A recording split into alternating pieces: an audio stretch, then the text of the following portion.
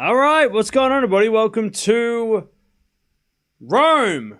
We're here for the first time, and day one of these tournaments, or even like the first round of these tournaments, usually doesn't have the craziest matches, but there's still some players playing. So we're going to watch SONMEZ. We've been watching the last couple of weeks or last couple of tournaments. She's been doing well. And yeah, none of the ATPs, or the ATP is playing, but in the qualies. So tomorrow we've got men's matches on, first round matches. So we'll see who plays tomorrow. I think it's bottom half tomorrow. I think. I'm pretty sure. Yeah. So like Hurkacz and Blocks is playing possibly tomorrow. And then women's side of the draw, we've got bottom half of the draw and some of the top half of the draw still, because they're still playing qualies as well. So you've got like Dashes playing tomorrow, Pliskova, Sakkari, Eala, Chen, Bolter are all playing tomorrow.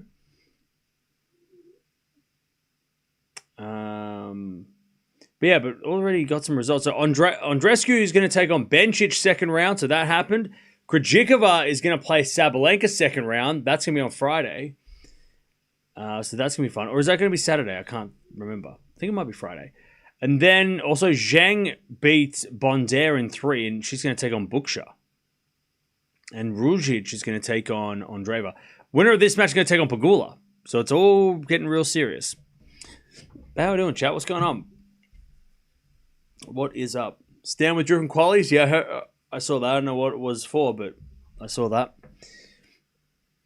I'm not sure what happened to Wawrinka, but he withdrew, unfortunately. Hopefully hopefully it'll be alright. Hopefully it's just precautionary. No time for a Eala game tomorrow. No, the schedule hasn't come out yet. Schedule should be coming out hopefully in the next couple of hours. During this match, maybe. Also, don't forget to do your ATP fantasy teams. The deadline is in 9 hours, which is way earlier than the first match of the day. So I don't know what's going on with that, but maybe it's a typo. But just to be safe, now that the draw's out, do your teams now. Make your trades, do your swaps, all that kind of stuff. I did not use my swing switch. I held on to it. I just traded 2 players out and replaced 2 players. So I'm going to next week do a big swing switch. I've changed my mind.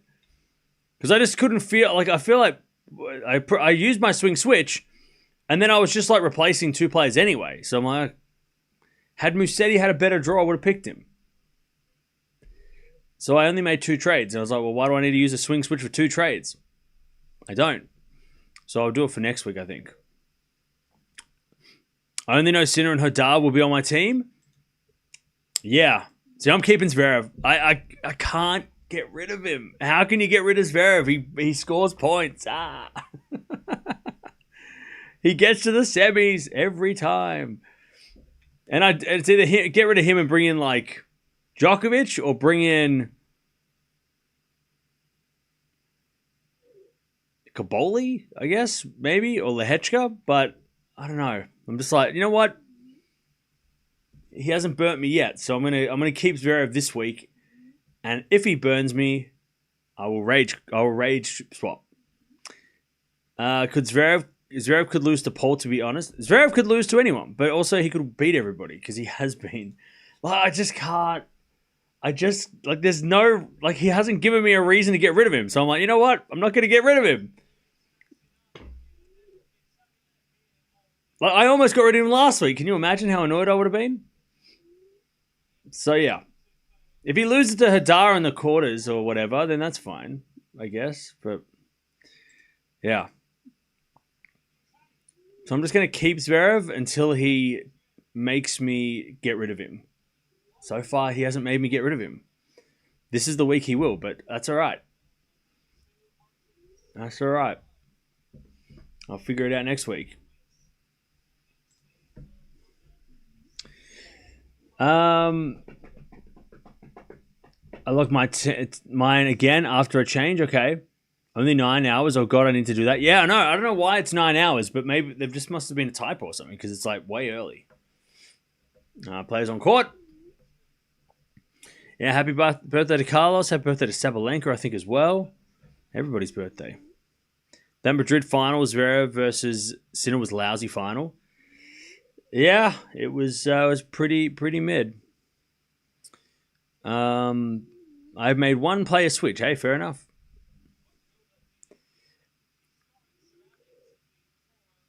Fine with your team, okay. What do we know about Ruggeri? Nothing. I know nothing about her. But I can tell you a little bit about her. She's from Italy. Jennifer Ruggeri, she is... I know I'm pronouncing that wrong, but I'm going to go with that until somebody says otherwise. She's an ITF level player. She's currently 265 in the world.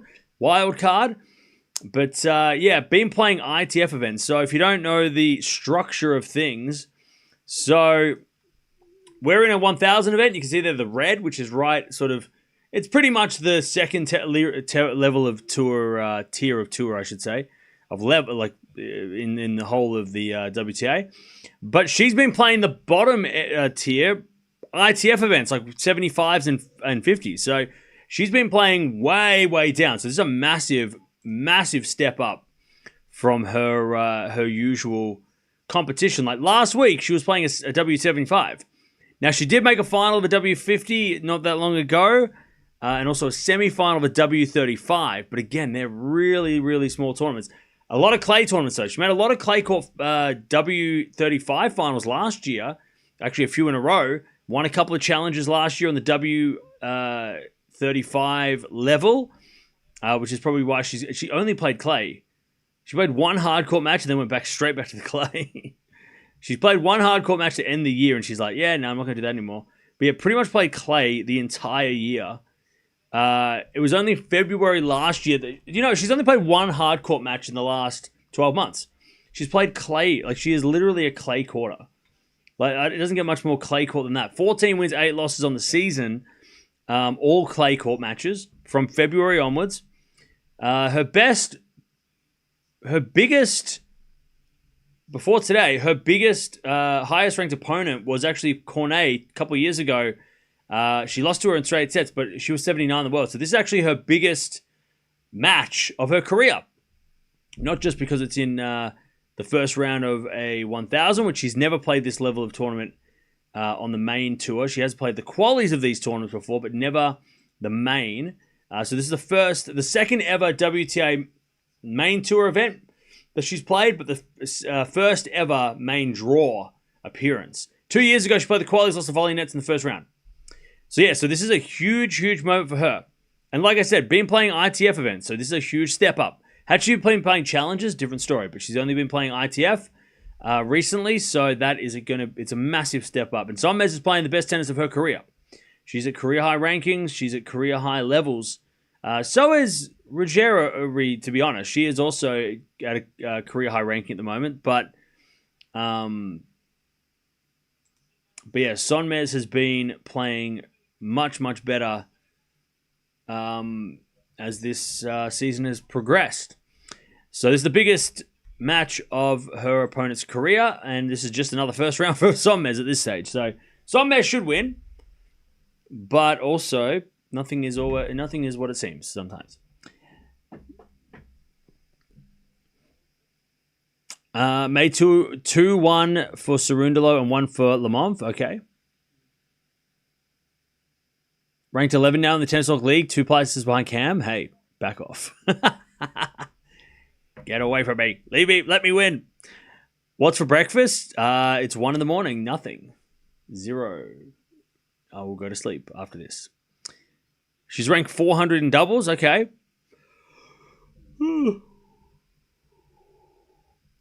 All women's wildcards went to Italy except for one. Yeah, and all the men's went to Italy as well. So they really They really use those wild cards on locals.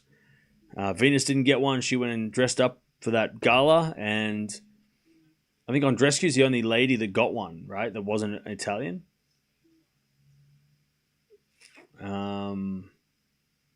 Stan didn't get one, and then I can't believe that. Like, that's crazy. Like,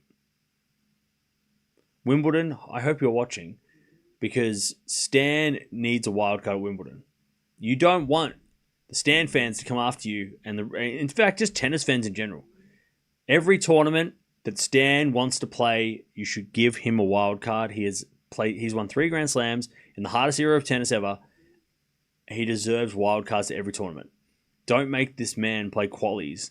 You are wasting a massive opportunity to get like one of the legends of the game, the most beloved players of the last 20 years. Wimbledon, do not make that mistake. Do not make Stan play qualies. Do not do that. Give him a wild card as if he's British, all right? Don't do that. I just had breakfast, still drinking my coffee on the Lipitor. Nice. Stan announced he's retiring at Basel. Yep, I heard that. That's fair enough. The like tennis ball is back. Yeah, let's go. Like the video to get the tennis ball back. Woo! We're almost at 50 likes. Let's go. All right. SONMEZ to serve. I'm going to go SONMEZ in straights. I have no idea what her opponent's going to bring. I have no idea what her opponent is going to do. But we're going to watch. As SONMEZ forehand goes up the line to the backhand of Ruggeri, and it's out by Ruggeri, and it's 1 point to the good for SONMEZ. 15-love. Monfils is retiring at Roland Garros. Is he? Is that confirmed? And SONMEZ serves into the backhand of Ruggeri. Backhand from SONMEZ. Ruggeri again to the backhand of SONMEZ. Backhand of Ruggeri again to the backhand of SONMEZ. He's going backhand to backhand. As SONMEZ again with the backhand. Into the backhand of Ruggeri. Ruggeri hits it wide. And it's 30-love. By the way, chat, go check out the news if you haven't already. There's a link in the chat. Updated withdrawal list. Cam favorite WTA tennis tournament, ATP, WTA, and Slam. Wait, famous tennis tournament, 1000 and Slam. Okay. Backhand in the net from SONMEZ, 30-15. Favorite Slam is Wimbledon, but I tell you what, Roland Garros is climbing.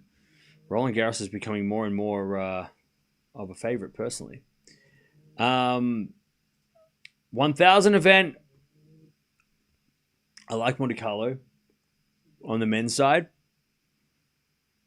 And on the ladies' side, Indian Wells is the easy option, right? I feel like Indian Wells is after that Australian Open has been done and dusted, and we get a month off, and then we come back and we watch that. I feel like Indian Wells just feels like a big tournament too. It just feels like a massive event. But I do like Monte Carlo because it's only 1 week, and 1 week Masters do rule. Djokovic will play until LA if he won't get injured. Yeah, he will. I hope your dog is okay. Wait, what? Whose dog? Just been to the vet with my dog. Cost £500. Need tennis to cheer me up. All right, Christine, we'll cheer up with the tennis. Hopefully your dog is okay. But it's worth it. You can't put a price on pets.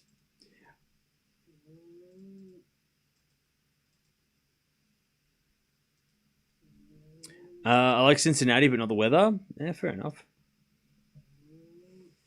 All right. We get to Deuce. First game.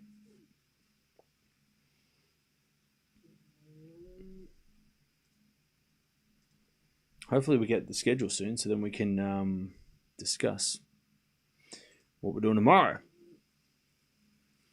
Pets are your family, exactly. All right, Deuce. And SONMEZ serves again.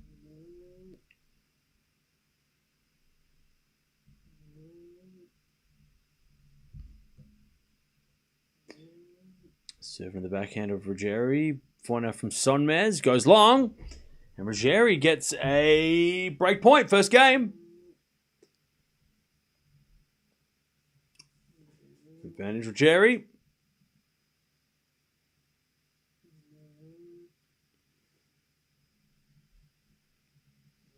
As the backhand return goes into the forehand of SONMEZ. Ruggeri forehand to the backhand of SONMEZ. As Ruggeri forehand again. SONMEZ forehand on the stretch. Ruggeri backhand to the backhand of SONMEZ. Ruggeri forehand to the forehand of SONMEZ. And SONMEZ in the net. There's the break. 1-love. Break to the Italian wildcard to start. 1-love. Cam, who do you think has the edge, Ruud or Musetti? I feel like Ruud. Musetti hasn't been able to have... He hasn't won enough matches. But then again, they've both got terrible draws. They're both in the same area. Musetti might lose to Cerundolo and Ruud might lose to Lehechka. So both of them have like tough, annoying... What is this for, like fantasy team, or are you just like making... You just asking me a question? Because if you're talking fantasy, I wouldn't even go near any of those guys in that area. I'd go for Fonseca or Hodar, to be honest. I wouldn't go near Musetti. I wouldn't pick Musetti this week. I'd pick if I would pick either Caboli, who's only $1 cheaper anyway. So if you're trying to spend the money, or I'd go Hadar, because at least they're in like their own areas. I don't even know if you're talking about fantasy draw. Okay, yeah, I would not be going near Musetti or Ruud. Like, don't go near that section. That section is deadly. Hadar's got a wide open section. He can beat Demonor. We saw that last week. Bublik's there. Tien, they're not really dangerous on clay. So, I mean, like... And then Caboli is with Medvedev, Nori, and Mute. So Caboli should get to the quarters as well. I wouldn't be going near those other guys. I will stay away from Fonseca too, to be honest. Really? I kept Fons because I am a believer. Fonseca, FAA, Echeverry, Vachereau. Nah, I believe Fons. I think Fons can do well. 15-0. Ruggeri with the break.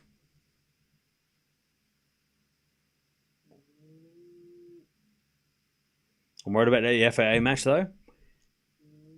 Yeah, I mean maybe, but almost I didn't want to trade him yet. He's too good. Backhand goes wide by SONMEZ 15.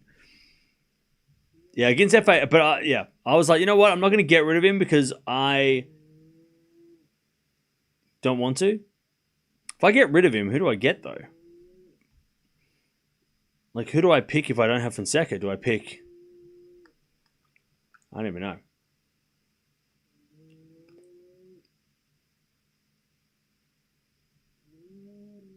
30-15? Like, there's no one that I feel confident picking in his spot that I can afford. And I could get Caboli, maybe, and take the 50-point hit. 30-0. But then how... actually, maybe that is not a bad idea. So I get rid of... But Caboli plays Berg second round? That's not... No, I'm going to keep Fonseca. I believe. I believe. 30-0.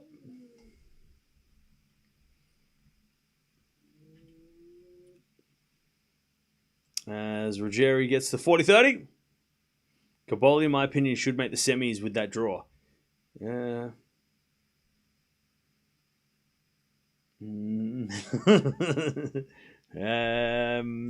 Maybe. I mean, I could get rid of Cerundolo. Nah, he's a... I don't know.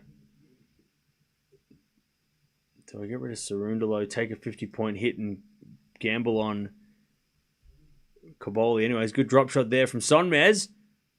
Ruggeri hit it wide on the pickup, and it's deuce. Caboli can be hot and cold. Yeah. So this is what my thinking is. Do I stick with Fons, right? Do I stick with Fons?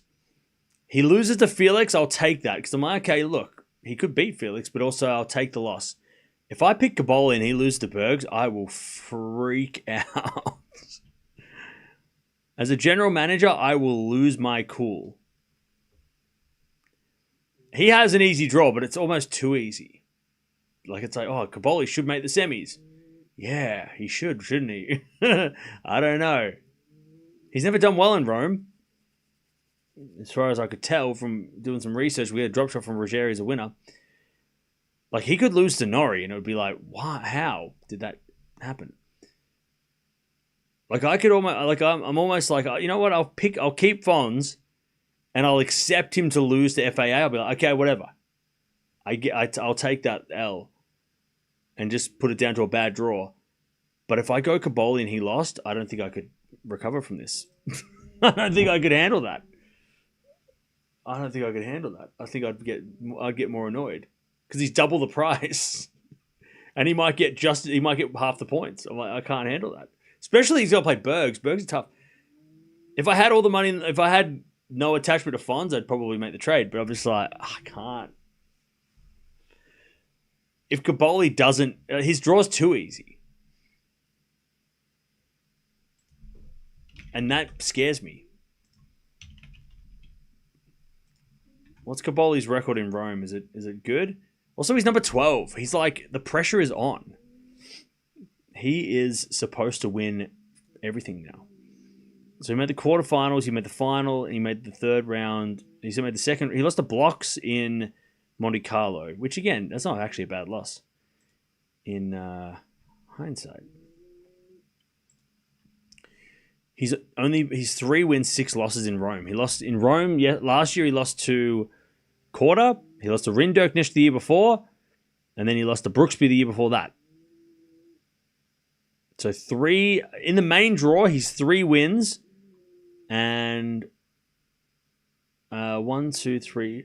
So in the main draw, he has won 1 match, and that was last year. No, sorry, 2 years ago. He lost to Nardi last year in the first round. His record stinks in Rome. I don't like that. Why does he not play well here? Does he get scared because he's playing at home? I don't know. No, I'm not picking him. I'll pick Fons and take the loss. 30-15, by the way, SONMEZ. If I pick Caboli over Fons and Fons beats FAA and Caboli gets nervous and gets stage fright, I'll fire myself I'll resign as general manager. I couldn't do it. I have to keep Fonseca. I have to go with Fons. I can live with that. By the way, FAA lost early last week, so I mean FAA is not playing well either. Blocks did beat FAA. Why not Fons? Exactly. Good thing. That's exactly. Yeah, exactly. FAA is not Sinner, so it's fine. I got rid of Feast though. I had to get rid of Feast because Feast playing Sinner, I couldn't handle that. Like Feast, if he has to play Sinner, he's not getting out. I don't think he's getting out of that match. I got rid of Feast for this week, just because he has Sinner right next to him. I got a back end now from SONMEZ up the line in the net from SONMEZ, and it's 30-40. Ruggeri to get the double break here. You can't apply the bonus ball for Sinner. Yeah, you can. Not the triple bonus, but just the the normal bonus. You can, yeah. Caboli's record is bad, yeah, but he's got a good draw. But is it a good draw if he's doesn't play well here? I don't know. Bergs is tough though. Second round. Bergs made a final of a challenger last week as SONMEZ double faults. I don't know what's going on here. SONMEZ are down 3-love.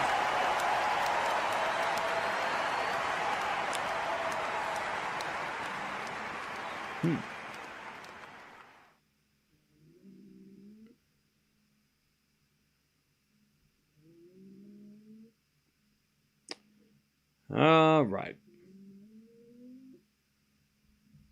I might keep Feast on the bench just because I want to see him stay. Yeah, fair enough. I do wish you could undo your trades, but that's not an option. Because if I make a trade, if I trade Feast back into my team, it's minus 50 now. Because I already made my trades because the deadline's going to be when I'm asleep. Apparently.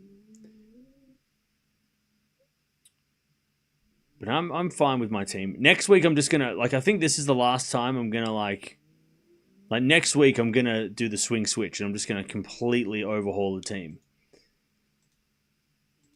But I had to get Tsitsipas just because, if he beats Medvedev, he gets a shitload of points, right? And if he beats Mahach, he's got to get through Mahach too. But Steph's only 2 coins. I had to get him. You use the swing switch, yeah. Well, I used the swing switch, and then I couldn't justify the switches because I only have 2. I'm only getting rid of 2 guys. But yeah, next week's going to be an interesting week. I'm going to use the swing switch next week and see what happens. I got to research who Ruggeri is. SONMEZ is getting beaten, even though she is playing well on clay recently. Yeah. Ruggeri is a very good clay quarter, but she's never won at this level of tournament. She's been playing very small events on the ITF. She's just, outsmarting SONMEZ. She has a lovely passing shot there, Ruggeri, and it's 30 love.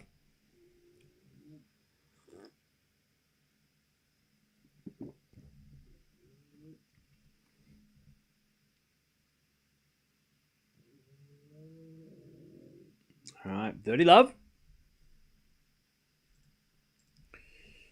So going to take the back of SONMEZ. SONMEZ in the net, 40 love. I tell you, she is playing very, very well, Ruggeri.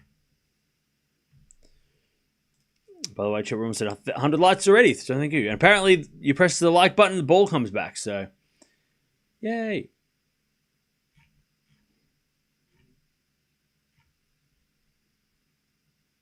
The ball is back. All right. As SONMEZ wins the point, 40-15.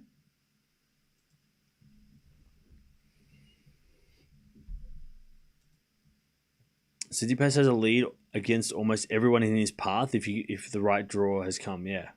And he played well last week. And he even said, after the loss against Ruud, he said, I feel like myself again. I'm like, he's coming back. He's back. He's back.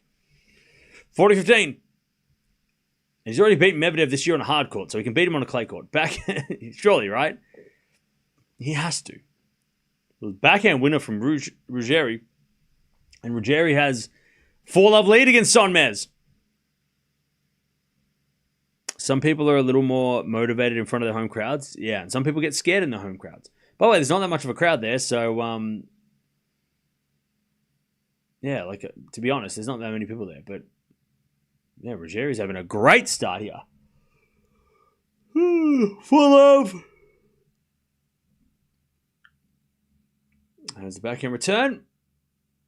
Goes the forehand of SONMEZ. Backhand from Ruggeri. To the backhand of SONMEZ. Ruggeri backhand slice. To the backhand of SONMEZ. Ruggeri backhand on the stretch. SONMEZ. Drop shot. In the net. Love 15.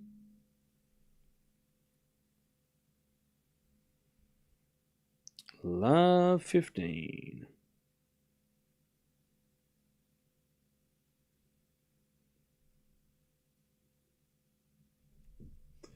And we'll serve again.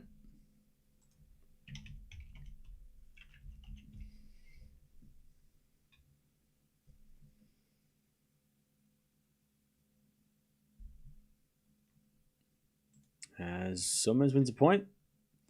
It's 15 all.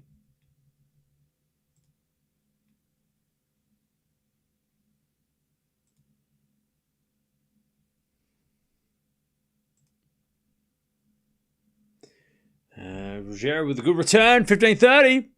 SONMEZ might get bageled here. This is crazy. Did you hear about the Hocker movie. Heard it's mad peak horror. I have heard that it's crazy, which I'm excited about. As that goes out by SONMEZ, 15-40. Ruggeri to go to 5-love and serve for the set. Crazy. I'm getting Hadar this week. Let's see what happens. Yeah, I'm getting him as well. And yeah.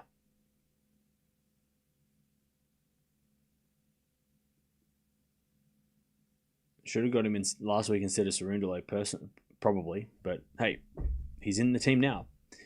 As it backing out from Ruggeri up the line to the forehand of SONMEZ. SONMEZ is a passing shot winner. Saves one. 30-40.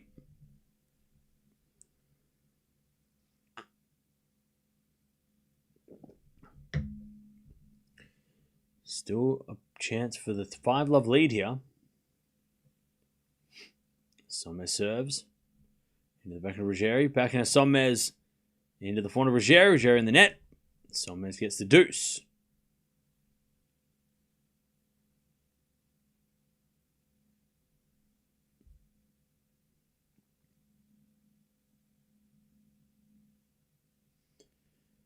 Alright, SONMEZ serves again.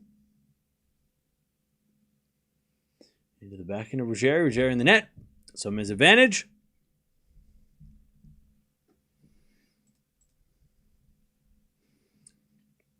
Aren't you afraid that SONMEZ and Eala are overrated? Why would I be afraid of that? As with a serve is a fault. By the way, SONMEZ isn't like. What do you mean SONMEZ? SONMEZ isn't like. I think SONMEZ is perfectly normally rated. As a point out from SONMEZ in the net, we go back to deuce. I don't feel like SONMEZ is getting the same attention as Eala is, but also Eala has got 100 million people from her country following her, so it's a little bit different. But I'm not afraid of them being overrated. I'm afraid of spiders. I don't like them. I'm not really afraid of tennis players being overrated or not. It's not really something I'm scared of. Backhand to backhand rally. As Ruggeri hits a wide and it's advantage SONMEZ. What do you think about the noise on the break points? What do you think about the noise on break points? What noise? What do you think about that? What do you mean? Advantage SONMEZ. As the backhand return goes in the backhand of SONMEZ. Backhand now from Ruggeri. Goes up the line of the forehand of SONMEZ. Ruggeri backhand up the line in the net. SONMEZ on the board. 4-1. Ruggeri with a double break, though, in this set.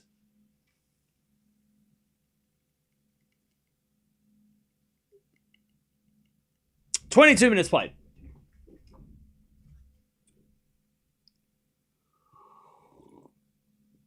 You can't hear it? This has some weird advantage point noise. Really? I'm not listening. I'll have a listen next time. You like that movie, Acrophobia with Jeff Daniels? It's a good one. I literally got it the other week, and I watched it for the first time. That movie is crazy. That scared the shit out of me. Oh, it's giving me the shivers right now. Yeah, that movie's crazy. I got that movie because I remember, like, back in the day when they used to have video stores, I remember that movie specifically having a poster in the video store. I remember that being in the video stores. And I got it because I was like, I have to watch this movie. I know it's going to scare the shit out of me because it's got spiders and I'm not a fan. And I was right. I'm like, this movie sucks in the best way. Like, it's a great movie. It did exactly what I thought it would do. It scared me. I'm like, great, it did scare me. And that's why I bought it. Ugh. 4-1. But yeah. I have watched it. I watched it the other week. I got a movie called Christine, which is about a car. I got that movie yesterday. I watched that yesterday. And that was a fun movie. I know it's like a classic horror about a car that... I don't even know, like a sentient car? Is that what you call it? All right, Ruggeri serving 4-1. Have I watched The Hitcher? No. I have not. Ruggeri serves a double fault. Nope, it's one fault. First it was a let. Christine is good based on the Stephen King book. Yeah. 4-1. I got it for $1 at the thrift store, which I was excited about. Double fault, and it's love 15.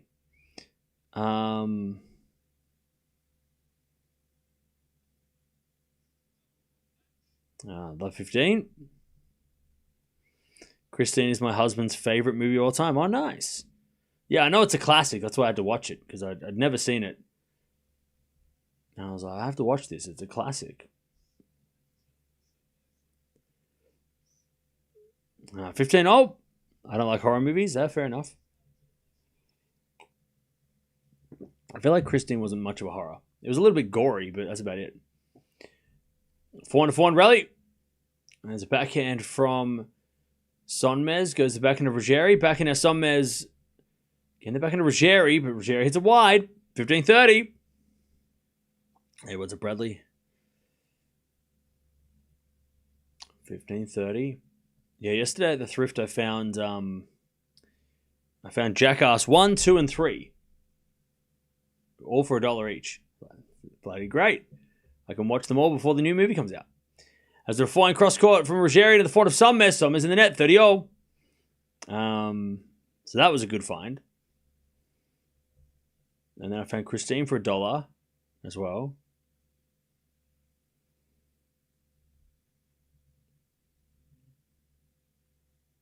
As Ruggeri serves again. Into the front of SONMEZ. Ruggeri drop shot. Oh, it's in the net. That would have been a perfect shot. But it's a break point for SONMEZ instead. 30-40. To get one of the breaks back.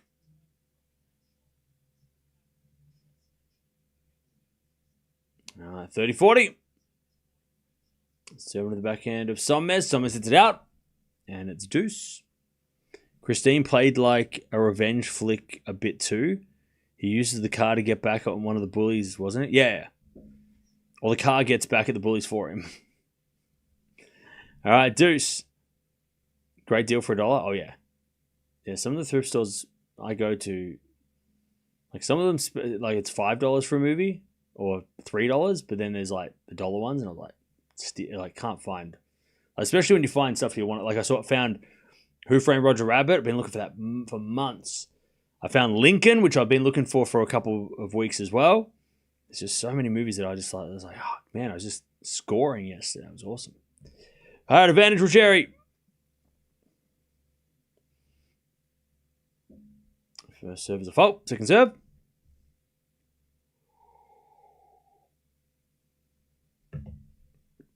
Second serve with the forehand of SONMEZ. Ruggeri backhand to the forehand of SONMEZ.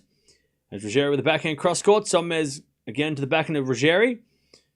As SONMEZ goes up the line. Ruggeri with a slice. SONMEZ forehand again to the slice of Ruggeri. SONMEZ forehand again.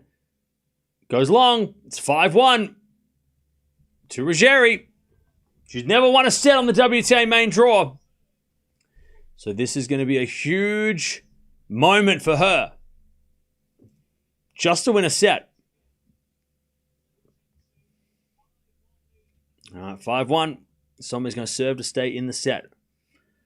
We get a ton of movies at the library, as in like for free, or do they sell them?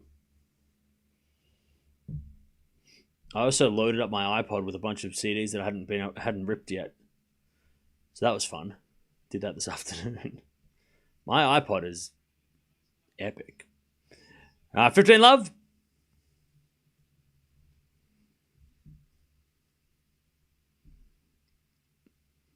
As a forehand from SONMEZ is a winner. 30 love. And I also found a dumpling restaurant that was just like, it's great. I was going to go get pho, but the pho place was closed. So then I went to a dumpling place because that was next to it, and it was open. And it was the best. It was delicious. it was affordable. I was like, why the hell haven't I been here before? It's great. All right, it's just became my favorite dumpling place. 40 Love. My new favorite dumpling place. And I am going to gatekeep it. As we're at a 4-4 rally. Another one from SONMEZ into the forehand of Ruggeri. SONMEZ forehand up the line. Ruggeri backhand pass. Too good. 40-15. All right, nice hitting from Ruggeri. 40-15. Not a bad approach by SONMEZ, but Ruggeri just with a beautiful backhand pass.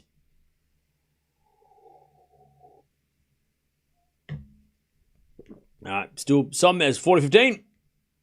She serves a fault, second serve.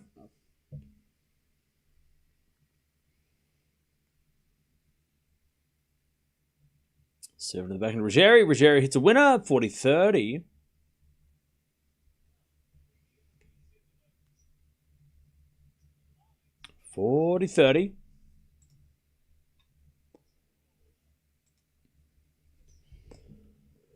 Still a game point.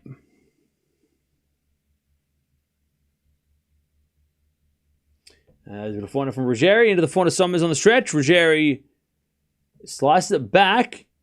SONMEZ gets her backhand into the forehand of Ruggeri. SONMEZ again to the forehand of Ruggeri. SONMEZ again with the forehand up the line. Ruggeri backhand into the backhand of SONMEZ. Ruggeri backhand again to the forehand of SONMEZ. Ruggeri puts up a lob. SONMEZ comes in and puts away the drive volley. All right, 5-2 Ruggeri. She's going to serve this set. Nice hold, SONMEZ. All right.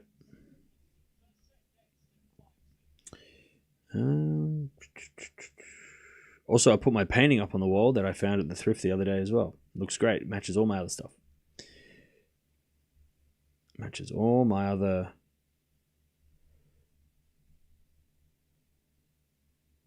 all my other artwork around my house. It's great. Cam Zhang came back and won. Did you see if she's back in form? I did see that she came back and won. I don't know if we could base it off one match, but we'll see how she does in her second round. Because she's taking on Buksha, which is a winnable match. I think that's a winnable match. But she's got a very tough draw. Anisimova and Penko around as well. So, but I think it's winnable.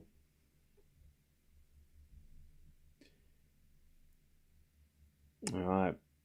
Ruggeri's going to serve the set. Her first ever set to win on the WTA if she does take it.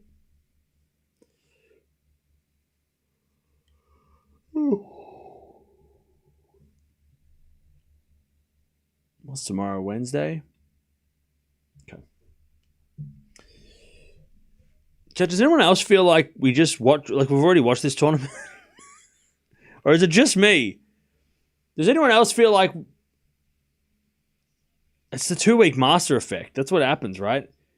We get to Rome and it feels like we're just watching Madrid again. Didn't we watch this already? I feel like we already just did this 2-week masters thing. What's going on? What are we doing? God, they take forever, don't they? It's a long time. It's a lot of tennis. 2-week masters is such a drag. Especially when you get like one day in between, which really, it's not really a day off because the draw comes out. There's like 2 weeks of Masters, then yesterday was draw day, and then we're starting again. Man, it's relentless. But you know, we do it anyway. 30 love.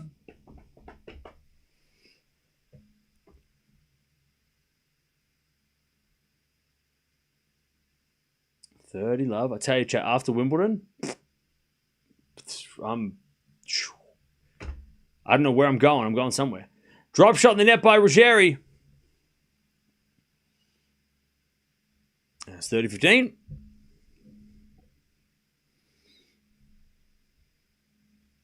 On hard courts, we switch the colors. That's why? Ah, true. We do switch colors on hard courts, don't we? That is true. Especially, yeah, well, Indian Wells, Miami, right? Even Canada, Cincinnati changed colors. Because Cincinnati have have used the Australian Open blue, which is the same as their logo now. Backhand to backhand rally. Ruggeri backhand again, the backhand of SONMEZ. Hitting really deep in the court here is Ruggeri forehand again to the forehand of SONMEZ. Into the forehand of Ruggeri. SONMEZ forehand again. Ruggeri drop shot. SONMEZ hits it up the line. And it's 30-0. Great hitting from SONMEZ. 30-0. You just got a thrift skateboard at the thrift store? Nice. I saw one at the thrift store today as well, but I decided not to get it. But it was there. That's awesome. Can't wait to learn how to skate. Yeah, apparently the weather's getting real crappy in Melbourne, so I don't have a chance to go out on the board. I might go out tomorrow if it's not raining. But I think tomorrow's going to rain. So, but yeah. Leon, we can both try and skate. see how we go. Backhand rally. That goes out by Ruggeri. 30-40. We can visually see a difference on the courts. Yeah, that's probably why it feels like we're still watching the same event, because obviously clay doesn't change colors that much.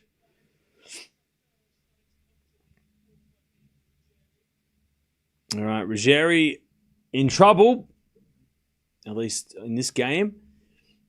Serve by the back of SONMEZ. Good return. Ruggeri forehand to the forehand of SONMEZ. And Ruggeri with a forehand up the line. SONMEZ there with the backhand. Into the backhand of Ruggeri. Ruggeri in the net. There's another one of the breaks back. And it's 5-3. It'll be fun. Bruce and all, yeah. All right. Ruggeri gives a break back. SONMEZ going to serve to stay in the set now.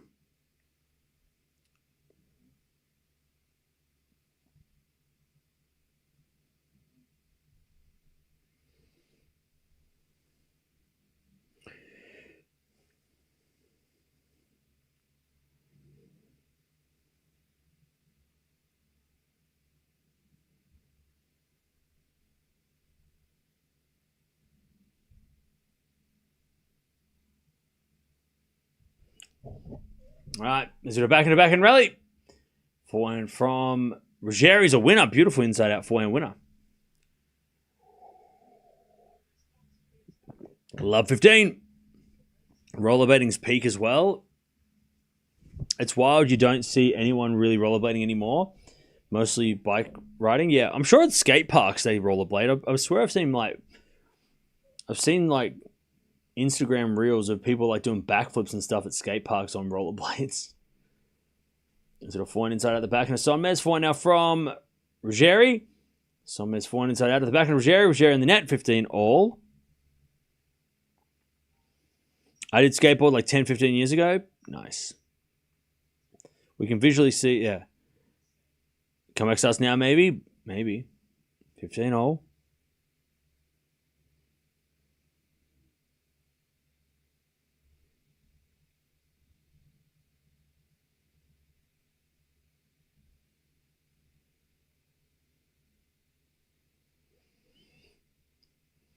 15 all.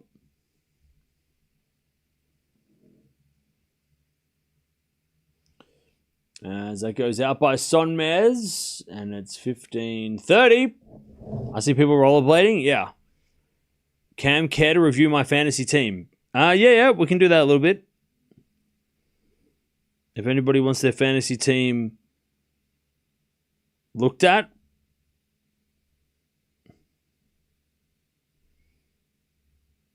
let me know.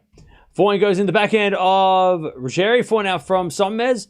Ruggeri backhand. SONMEZ comes in with the drive volley, but straight to Ruggeri. Volley from SONMEZ is too good, though. 30-all. Nice shot. Nice work by SONMEZ.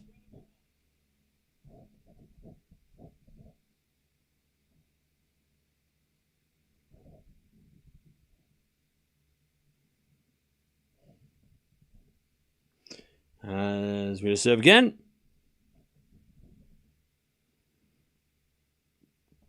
There's a fault, second serve.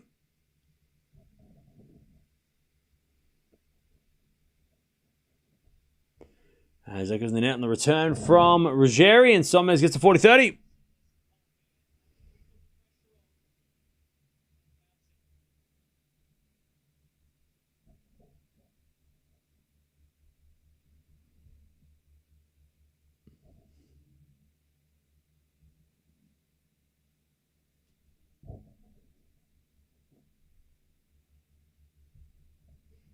All right, so it goes out by SONMEZ, and we get the deuce.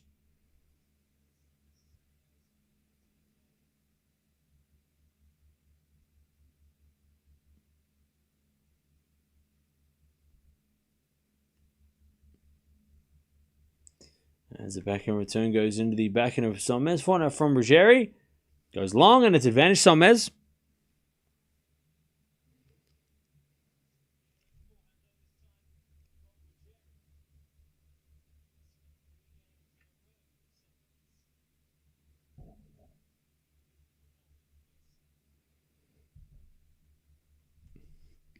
All right, backhand goes in, and then SONMEZ in the net. Great return from Ruggeri. And we get back to deuce.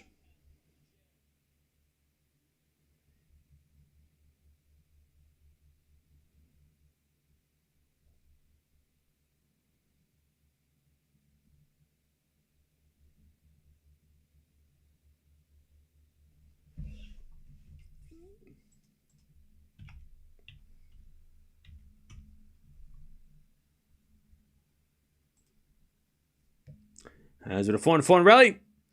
Another forehand from Ruggeri. As then SONMEZ with the backhand. Ruggeri puts up a sliced lob. And it goes long. And SONMEZ gets to advantage to keep this set alive.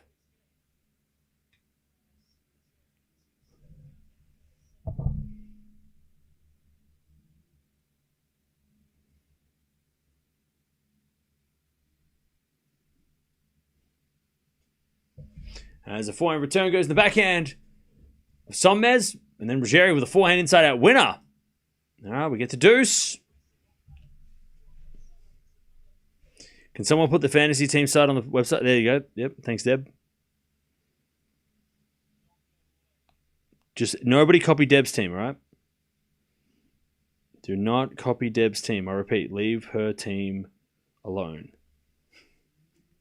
Don't anybody copy her team. No. All right, deuce. As the return goes into the forehand of SONMEZ. Backhand now from Ruggeri. Into the forehand of SONMEZ. Ruggeri backhand. Sorry, forehand. She ran around a backhand. Into the forehand of SONMEZ. Ruggeri backhand again to the back of SONMEZ. Ruggeri backing up the line goes long, and it's advantage SONMEZ.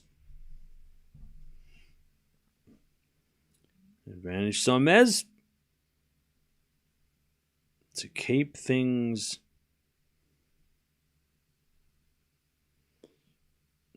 going.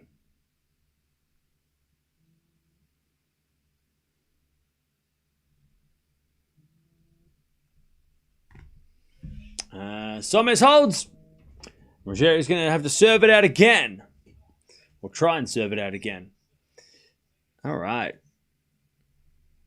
Now, give me your team names, and I can look at your team. I can't even look at your team really because it hasn't locked in yet. But I can look at your team, and then you can tell me what you've done, what changes you've made. By the way, Chad, I'm no expert. I'm just in the top 600, so don't blame me if something happens.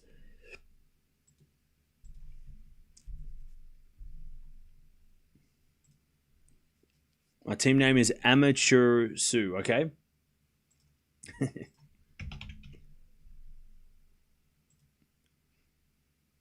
All right. So you got rid of Alcaraz, right? So you got Sinner. You put Sinner in as bonus ball. God, you should just use the swing switch, I think, because there's a lot of people in your team that you should get rid of. Did you use the swing switch and just start again? That's what I would be doing.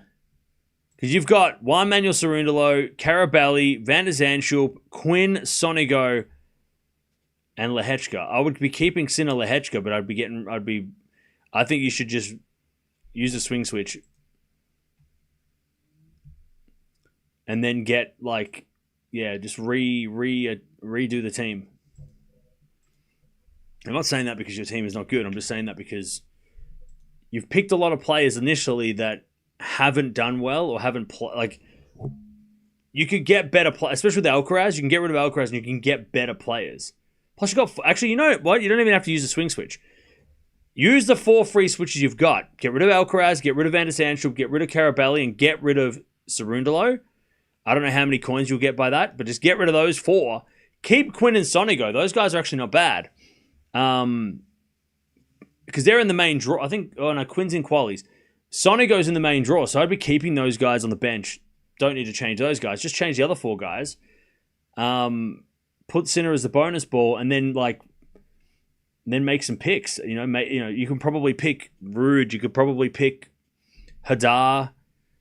You could probably get Fonseca if you want. You can get, you could get Hurkacz if you want. Tsitsipas is there. You could probably afford a lot of those guys. I already updated my team. Looks like you can't see it. I can't see it. So what did you do? What did you do? 15-0. As it'll find out from SONMEZ at the line. I can't look at anyone's team until it's locked in. So if anybody wants me to help them with anything, you need to tell me what if you've done trades already, you need to tell me. Schedule for tomorrow is out. Let's go. You already say what'd you do to your team then? What did you do? Oh wait, today's Tuesday, isn't it? So that's just the same schedule. So what did you do? Yeah, you can't see teams until after the deadline. But I can look at your team from last week and tell you and give you some tips on who you could maybe move if you haven't done any if you haven't made any trades yet. 15:30 here. SONMEZ about to get back on serve. Is it a forehand from SONMEZ again? The forehand of Ruggeri. SONMEZ forehand again goes wide. And Ruggeri gets the 30-0. Things have been getting real scary for Ruggeri. That wasn't meant to rhyme. That was just coincidental. My team is Carlitos 1. All right. So you got Zverev as... Okay, I'd probably get rid of Zverev. And you know what? I'd get rid of Bublik. I'd get rid of Zverev. And I'd try and get Sinner and somebody else. Keep Hadar. Oh, Shelton. Wait, could you get rid of Shelton maybe? Maybe get rid of Shelton. Who's more expensive? Shelton. Yeah, get rid of Shelton. Get rid of Zverev. Get Sinner. You have to have Sinner. As that goes out by SONMEZ 40-30. Yeah, you don't have Shelton. Shelton's worth too much. He's too expensive. I'd get rid of Shelton. Actually, you know what you could do? You could get rid of Shelton. And then pick up someone cheap. And then you could get rid of Bublik. Bublik and Shelton out. And then bring in Sinner and somebody else. And you should be fine. Because I would keep Zverev for this week. Have Sinner as bonus ball. Hadar, Fonseca, Feast on the bench.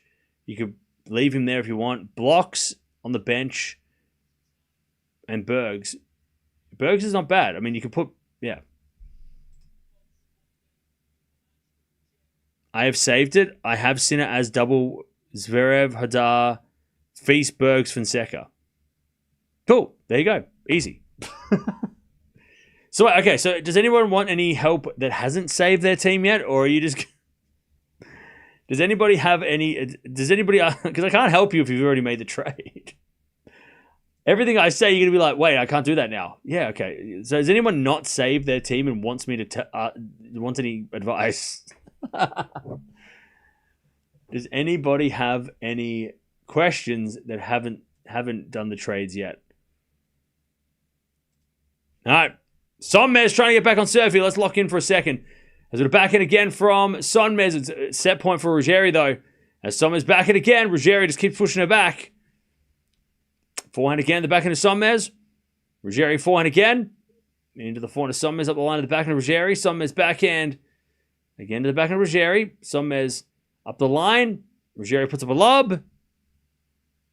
And SONMEZ puts it away. Back to deuce. Wonder why my team isn't updated and not visible to you. Yeah, I don't know. So the only way it's visible is when the deadline locks in. Because, yeah, otherwise, I don't know. Maybe there's like, you could just copy people's teams or something. Like you could, I don't know.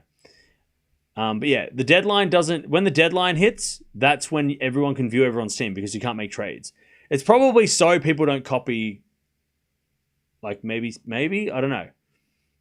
That seems like the only reason why you couldn't see your team's pre. So that it avoids people copying the guy who's number one, for example. Maybe, I don't know. Or maybe for like the top guys, it avoids like, you know, any sort of like corruption or some shit. I don't know. Anyways, that goes out by SONMEZ advantage Ruggeri. There's probably some sort of like way to like trick the system or something if you, I don't know. That's why they don't show it. Let me come back to you. Yeah, this time tomorrow, they're all locked in. So tomorrow when we do a match, I can actually look at your teams. But if you want any help with your team before then, now's the time. Unless you've made trades already, then I can't help you. Backhand up the line. Up goes a lob by Ruggeri. SONMEZ with a smash. Ruggeri with a backhand. Into the back of SONMEZ. Ruggeri backhand again. To the backhand of SONMEZ. Ruggeri backhand again. SONMEZ backhand into the backhand of Ruggeri. This going backhand to backhand. Now forehand Ruggeri sliced. SONMEZ forehand up the line. Ruggeri's there with the backhand lob. It goes long, and we get back to deuce. My team is Tori's Bees after Carlos incident and any wells with Bees. Now, Tori, have you made any trades? Because I'm going to make all my assumptions that you're asking for help and not already gone and done something yourself.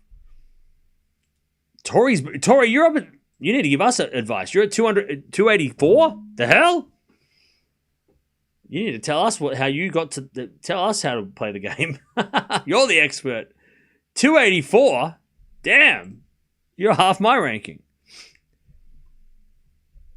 I'm not going to give you any advice. I don't want to ruin your team. You just keep doing what you're doing. Don't listen to me. You're doing just fine. Advantage SONMEZ to get back on serve.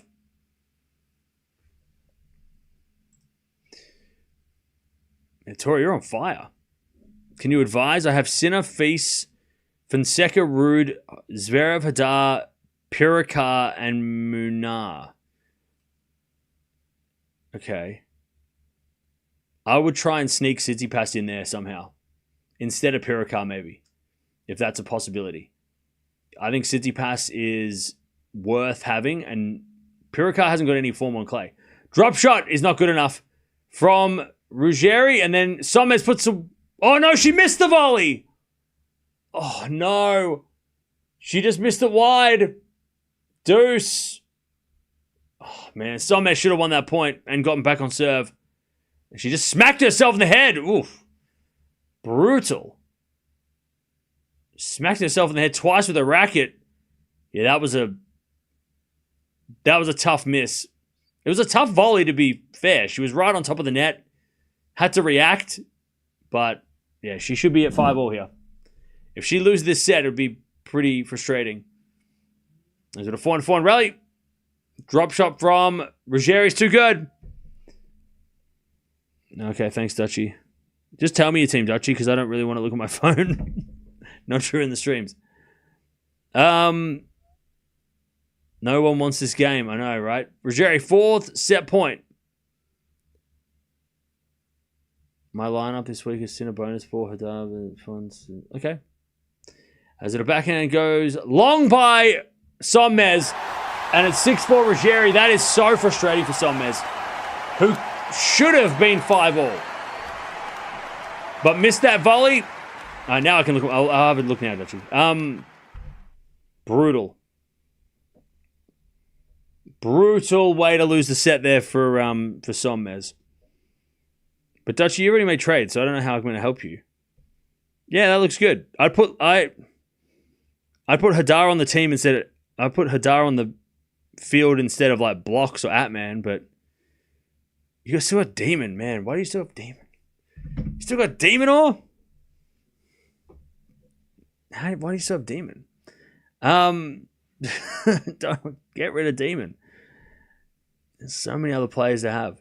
All right. 6-4. Ruggeri, first ever set on the WTA. Milana Piscina, Kaboli, Fons, Lehechka, Rublev, Olsen, Paul, and Hashnov. Hey, fair enough. That's a good team. Demon poised for a comeback. Yeah, on grass. Could you check mine? Shadow team. Haven't swapped yet. Okay, let me have a look.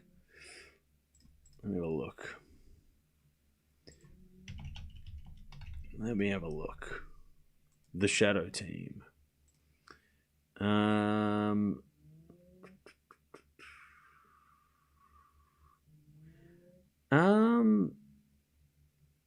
Yeah, the only player I'd be looking at would be... I mean, Feast is a tricky one because Feast is going to play Sinner 4th round. So you want to get that friendly fire out the way. I'd keep the rest, though. I mean, Cerundolo, Hadar, Fonseca, Zverev. I mean, that's my team. But we got the same team. I don't know, but Feast, yeah, I got rid of Feast just because if he plays Sinner and loses... it just wasn't worth it. And he's been really good lately, but I can just bring him back next week. And like I said, I'd try and sneak Tsitsipas. You've got one extra credit. I'd get rid of Monfils for Tsitsipas. I think Tsitsipas is more... Plus, Tsitsipas long-term will be a better option. You can put him on the bench and just sit him there for a while. And whereas Monf hasn't played. I got Monf the first week of the season thinking that... and I'm keeping Monf this week because I kind of don't have the trades to get rid of him. I'll get rid of him next week. But Monfils isn't playing. I thought he'd be playing a lot more than he has. But he didn't play this week.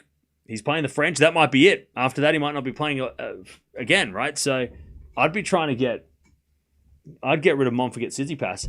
Even if you keep Steph on the bench, still a better option because he's playing.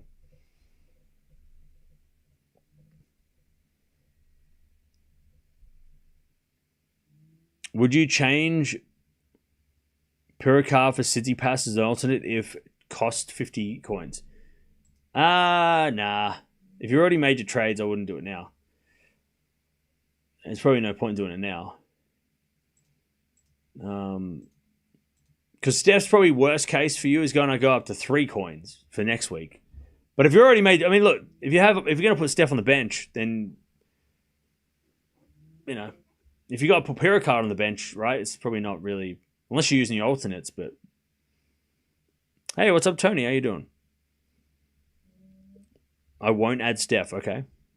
I decided to bring in Italians this week and next week French, okay. Doing the triple bounce ball at the Roland Garros, okay. I'm going to do it next week because I have to. And then the week after, I'm going to use my triple bounce. Oh, no, sorry, I'm using my triple bounce for Roland Garros, but I'm going to use my swing switch for next week.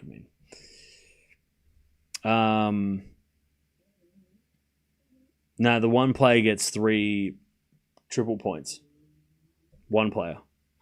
When do you use triple bounce ball in the addition to double bounce? No. So when you use the triple bounce ball, it just replaces the double bounce. So if you use the triple bounce, it replaces the double bounce, and then whatever the player is on the double bounce will get triple bounce instead, or triple points, right? It doesn't, you can't pick 2 players to have both. Like one to have both. Or it doesn't double the triple or anything like that. It's just use the triple bounce, it just replaces that double bounce with 3 times 3, and then whoever you put there is 3. So if you put Sinner there, he'll get 3 times as much rather than 2. It doesn't actually, it just does that. All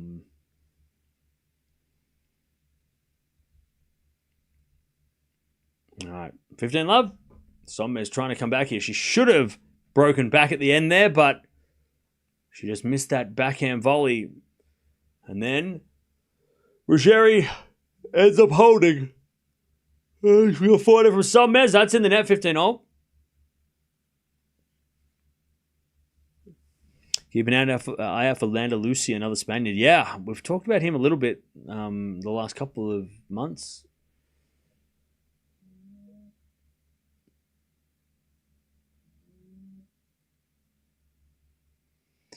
15-0.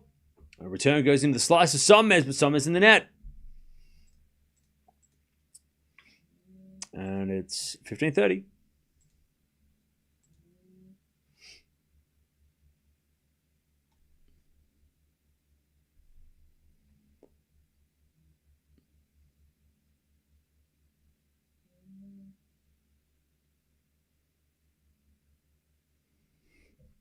All right, there's a bit of forehand on the stretch from SONMEZ.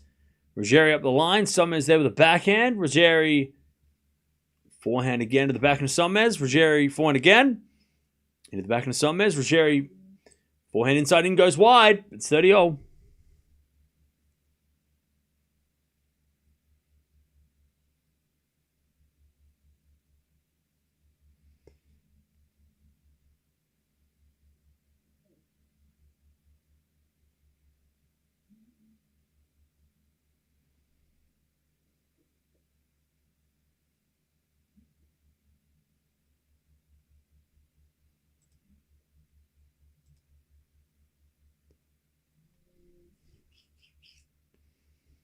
All right, 30-0.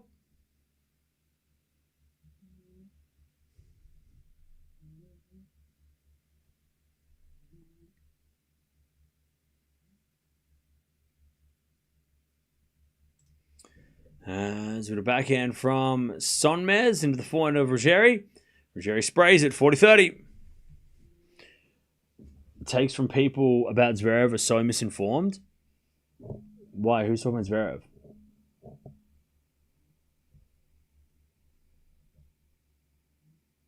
Zverev is a great player. No one can deal with Sinner's 9.7 performance rating.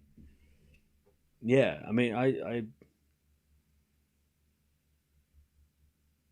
don't understand why people would be. Yeah, I mean, I don't know. I mean, Zverev's doing overall. His form's been pretty good. Andy Roddick was talking about Zverev. Okay, I haven't listened to his latest thing. Lob goes up and out by SONMEZ, and it's deuce. What was Zverev saying about? What was Andy Roddick saying about Zverev?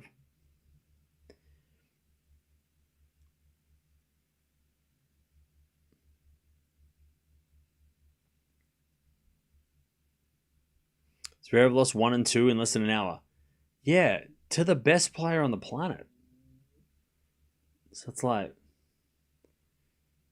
and like he lost the world number 1. I mean, the world number 1's playing pretty good. Is it a backhand rally and forehand now from Ruggeri into the backhand of SONMEZ. Ruggeri with a slice. SONMEZ up the line with a backhand. Ruggeri forehand slice. Into the forehand of SONMEZ again as Ruggeri puts up a lob. SONMEZ with a drive volley winner. Advantage SONMEZ. Andy Roddick was sharing how difficult it is to play Sinner right now. Yeah. Yeah. Look, and I said this yesterday or the other day. It feels kind of like playing Sinner right now, especially if you're Zverev, feels like Roddick or Hewitt playing Federer back in the 2000s. Like in those mid-2000s where Federer dominated. And guys like Roddick and Hewitt couldn't figure out how to... They were getting bageled and breadsticked against Roger. And they just didn't know how to get games off him. That seems to be where Zverev is versus Sinner. But a lot of people are in that position against Sinner as well. And the only guy that isn't is... One is Djokovic and the other guy is obviously Alcaraz, right? And back in the 2000s, obviously Rafa was the only guy that could push Roger in the clay at the start and then on the hard courts as well, a little bit. And then I guess the old guy of the two was Agassi, and he kind of did push Roger a little bit as well before Roger kind of took over. But yeah, I mean, that's sort of where we're at. So it's not like... And back then, I don't remember anyone saying how bad, Roddick and Hewitt were. They were just saying how good Roger was and how hard it was to even... The problem is, though, that Zverev doesn't have a slam. So, like, if he had a Grand Slam, maybe... Because we're not talking about Medvedev the same way, right? Then again, Medvedev did beat Alcaraz, so maybe we'll give him a bit of slack for that. But I don't know. I don't think we should be... I don't think... Like, when Zverev plays Sinner, when we're looking at that match... Yes, there's a lot of work to be done.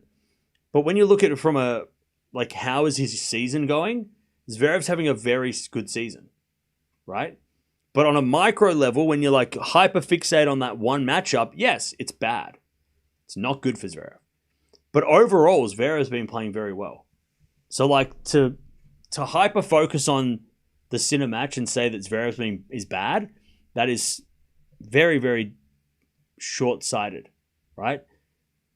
Like, yes, it's bad against Sinner, but overall, I mean, if you looked at his season, he's had a pretty good year, right? He's had a very good season. If he beats Alcaraz in Australia, he's had an even better season. But Zverev has been very good this year. He just hasn't been good against Sinner. But name a player that has lately. Name a player that's been good against Sinner lately. Right? No one. So, even you were frustrated with the Sasha strategy. Yeah. Like I said, when you're focusing on in a micro, when you're focusing on Zverev versus Sinner, yes, it's very frustrating. Because the way that Zverev went about it is we had a serve and volley in the net. By the way, SONMEZ got the break too low. But like to look at the Zverev-Sinner matchup and then rate Zverev's season on his match against Sinner or his matches against Sinner, that is not fair on Zverev. That's not a fair assessment of his season. He's been super consistent. He's been making semifinals or better every week, right? For the last 2 months, right? He just can't beat one guy. There's one guy that stands in his way. And that match on its own is not great, right? He's had a couple of very tough, very annoying, very frustrating losses, right? To watch, they're very frustrating. But again, if people are saying, like, oh man, Zverev's really bad, it's like, he just made the final of the 1,000. What do you mean he's bad? Like, how is making a 1,000 final bad? You know, and he beat Caboli. He got revenge over Caboli. He beat Menchik along the way. He beat Blocks, who was in great form. Like, he got some good wins. He just couldn't get to that guy that he can't get to. Like, he just can't beat the guy that he keeps losing to, right? So, like, yeah, I don't know. I feel like people that are just like you know, I don't agree with the whole like Zverev is not good at tennis thing, because that's just not true at all. Love 30. He's just not good against Sinner. As a default up the line from SONMEZ, that's a winner, 15-30. If Zverev had gotten to the Australian Open final, would he have beaten Nole? Probably not. But then again, maybe. Who knows? I mean, Djokovic did win the first set against Alcaraz, so it wasn't like Djokovic got to the final and then gave the trophy to him. So maybe Zverev it would have probably been an epic, though. Would have probably been like a 5-setter. As a fine slice on the stretch from Ruggeri. 4 out from SONMEZ drop shot. Ruggeri drop shot back. SONMEZ 4 up the line is a winner. And it's 30-all.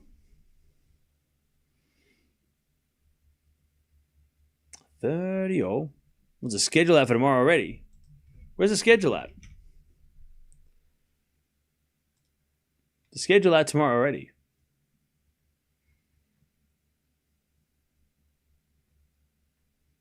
Where are you seeing the schedule? Or are you just making it up?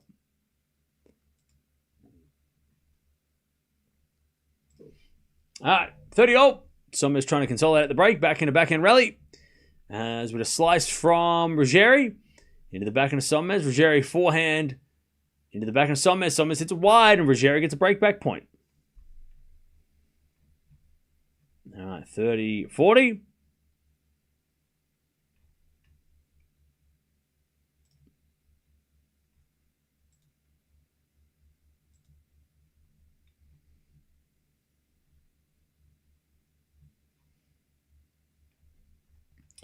All right. As with a forehand return into the forehand of SONMEZ. SONMEZ in the net. All right, break back for Ruggeri. SONMEZ, unfortunately, gives back that break straight away.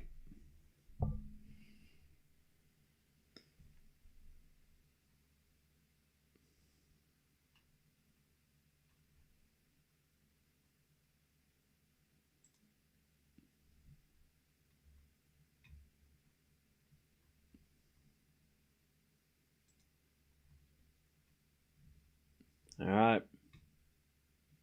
2-1.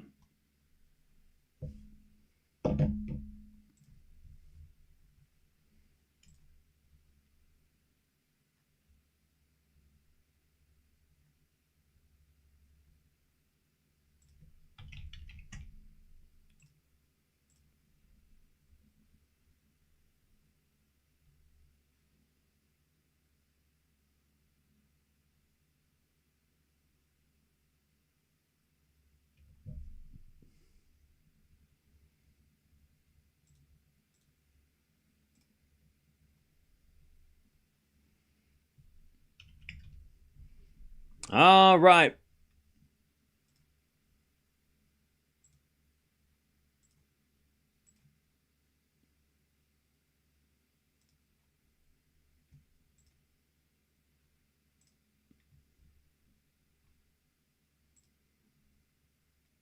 Back to Ruggeri on serve.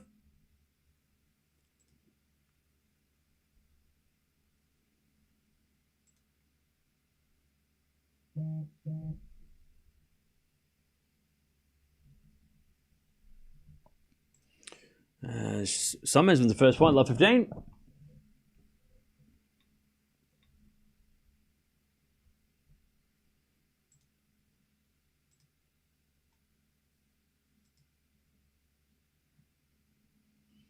SONMEZ with a forehand. Now backhand goes into the forehand of Ruggeri. SONMEZ with a forehand again. As Ruggeri forehand goes back behind SONMEZ, and it's 15-0.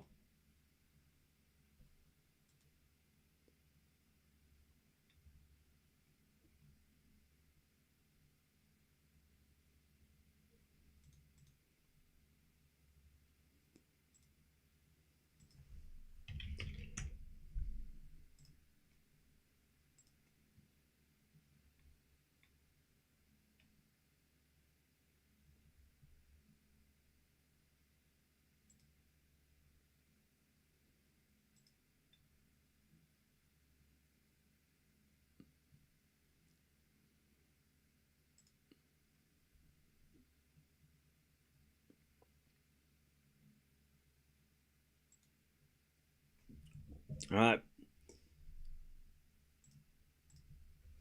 30-15.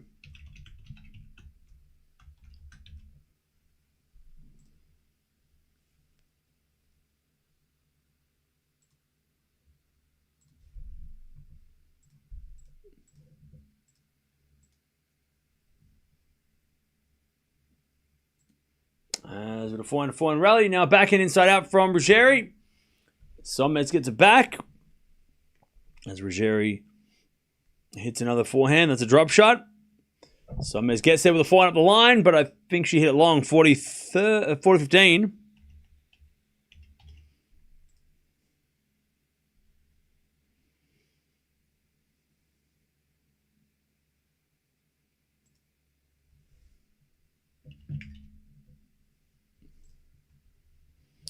(40-15).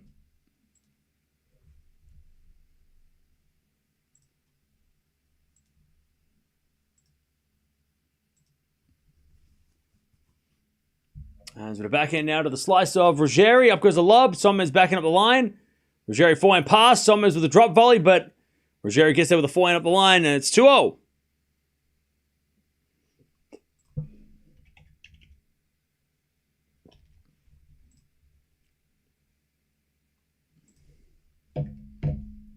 All right, 2-2.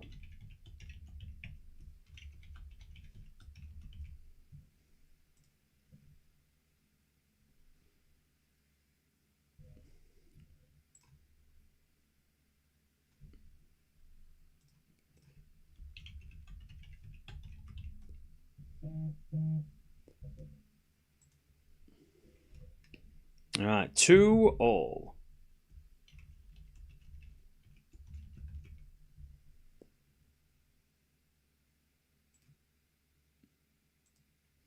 As Ruggeri gets a love 15.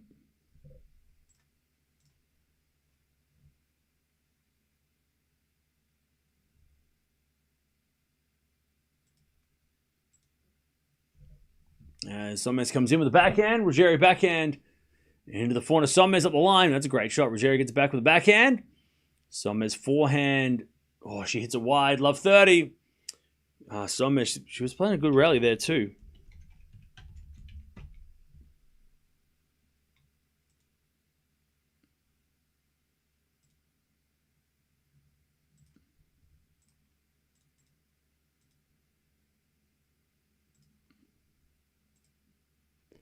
Love 30.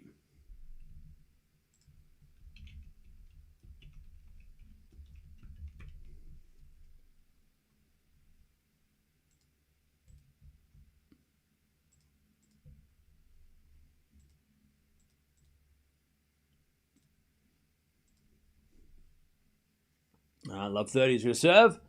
Into the backhand of Ruggeri. SONMEZ backhand to the backhand of Ruggeri as SONMEZ with a forehand as Ruggeri gets it back. Forehand from SONMEZ again. And Ruggeri forehand goes again. The forehand of SONMEZ. Ruggeri on the stretch with a forehand. SONMEZ goes up the line with a winner. And it's 15-30.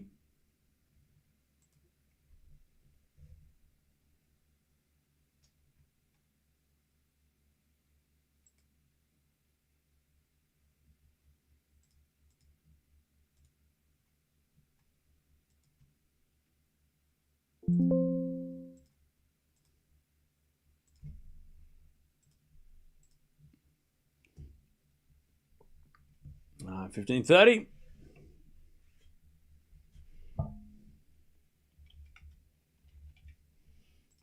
As we get a backhand from Ruggeri into the forehand of SONMEZ. Up the line to the backhand of Ruggeri. Sliced. And goes long.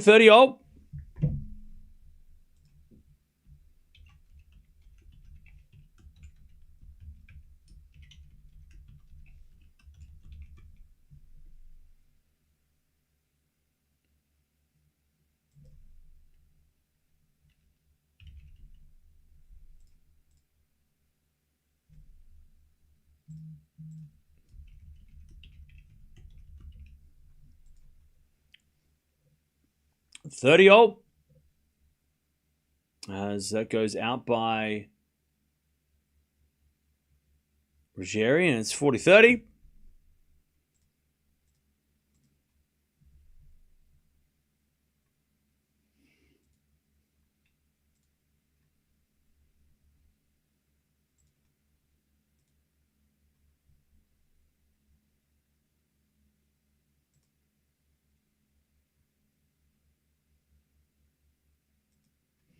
As we forehand up the line from SONMEZ, the backhand of Ruggeri. Backhand now again to the backhand of SONMEZ as Ruggeri drop shot. SONMEZ is going to get there with the backhand up the line, and it's a winner. All right, 3-2 SONMEZ. And she stays in front in the second set.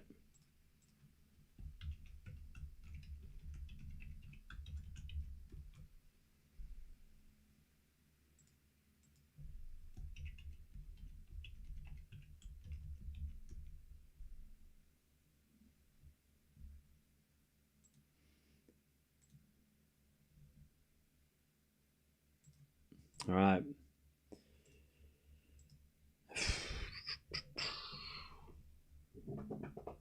When Alex will have a match tomorrow or the other day? She'll play tomorrow, but I just don't know when. Because the schedule's not out yet. Unless it's come out. And I didn't know about it.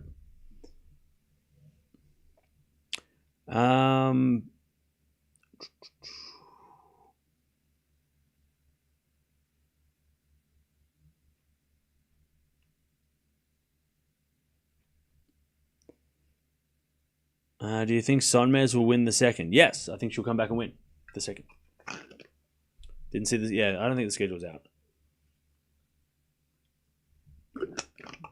I guess they're waiting for all the qualies to finish, maybe? I don't know.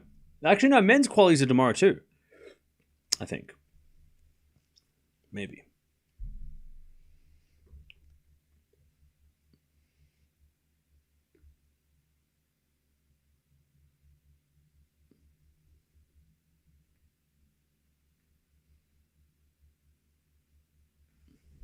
Why are we going off about Alcaraz? He's not even playing. 3-2. Backhand return goes the backhand of Ruggeri. Backhand of SONMEZ. Is Ruggeri backhand again? The backhand of SONMEZ. As a backhand rally. Forehand slice in the net by Ruggeri, and it's love 15.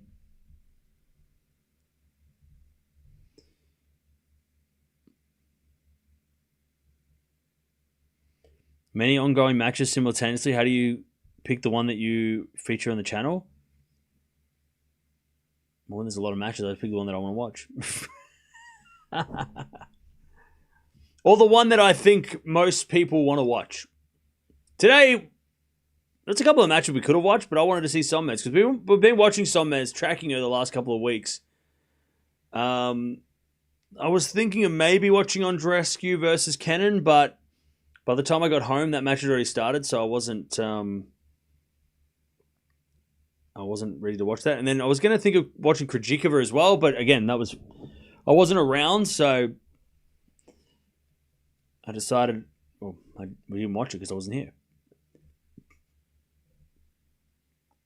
So yeah, so we decided it's based on personal preference, but also on what I think most people want to watch as well. As we had a forehand from Ruggeri. SONMEZ on the attack. She's about to get break points here. As we got back on the stretch from Ruggeri's a winner. Beautiful shot up the line. 15:30. My picks were Bianca and Stan for streams. Well, yeah, Stan's match didn't happen, and then Bianca's match had started by the time I got back, so I wasn't around. Many ongoing, yeah. What happened to Stan's quality match? Yeah, he didn't play it. He pulled out. 15:30. Ruggeri kind of trying to keep this set. Keep it close. Serving the backhand of SONMEZ. Ruggeri forehand again. The back of SONMEZ. The backhand of Ruggeri. SONMEZ forehand again.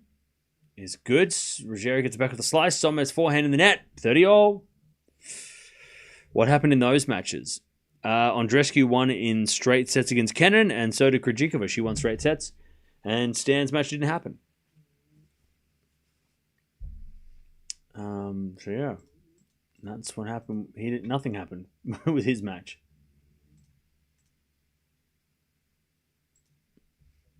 Uh, 30-all.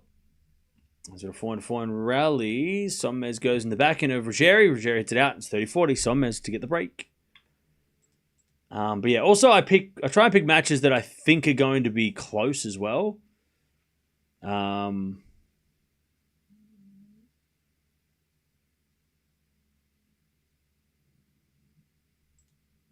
I try and go for matches that I think will be worth our while too. I don't want to watch a match that's, when there's a lot of matches, picking a match that doesn't have any, that's kind of one-sided is not really, unless it's Sinner. SONMEZ hits a winner. She's got the break for too. Unless Sinner's playing somebody, which we watch pretty much every Sinner match anyway. Yeah. And then sometimes I just randomly pick a match. I just point and go, that one.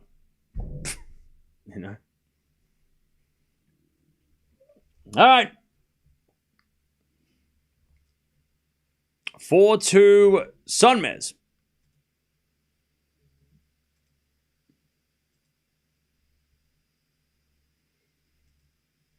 She has the break in the second. Watching Yastremska's match? Nice. Oh, yeah, Zhang was playing today as well. I mean, she would have been on the radar as well. Zhang's match would have been on there as well.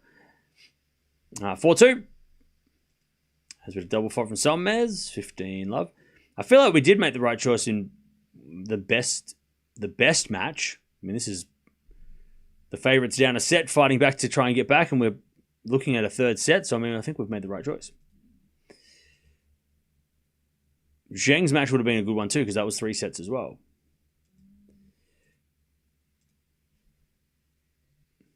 Uh, 15-0.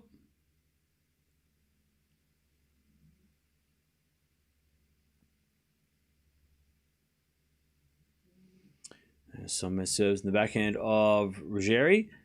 SONMEZ forehand again to the forehand of Ruggeri. Into the backhand of SONMEZ. Ruggeri backhand goes long, and it's 30-15.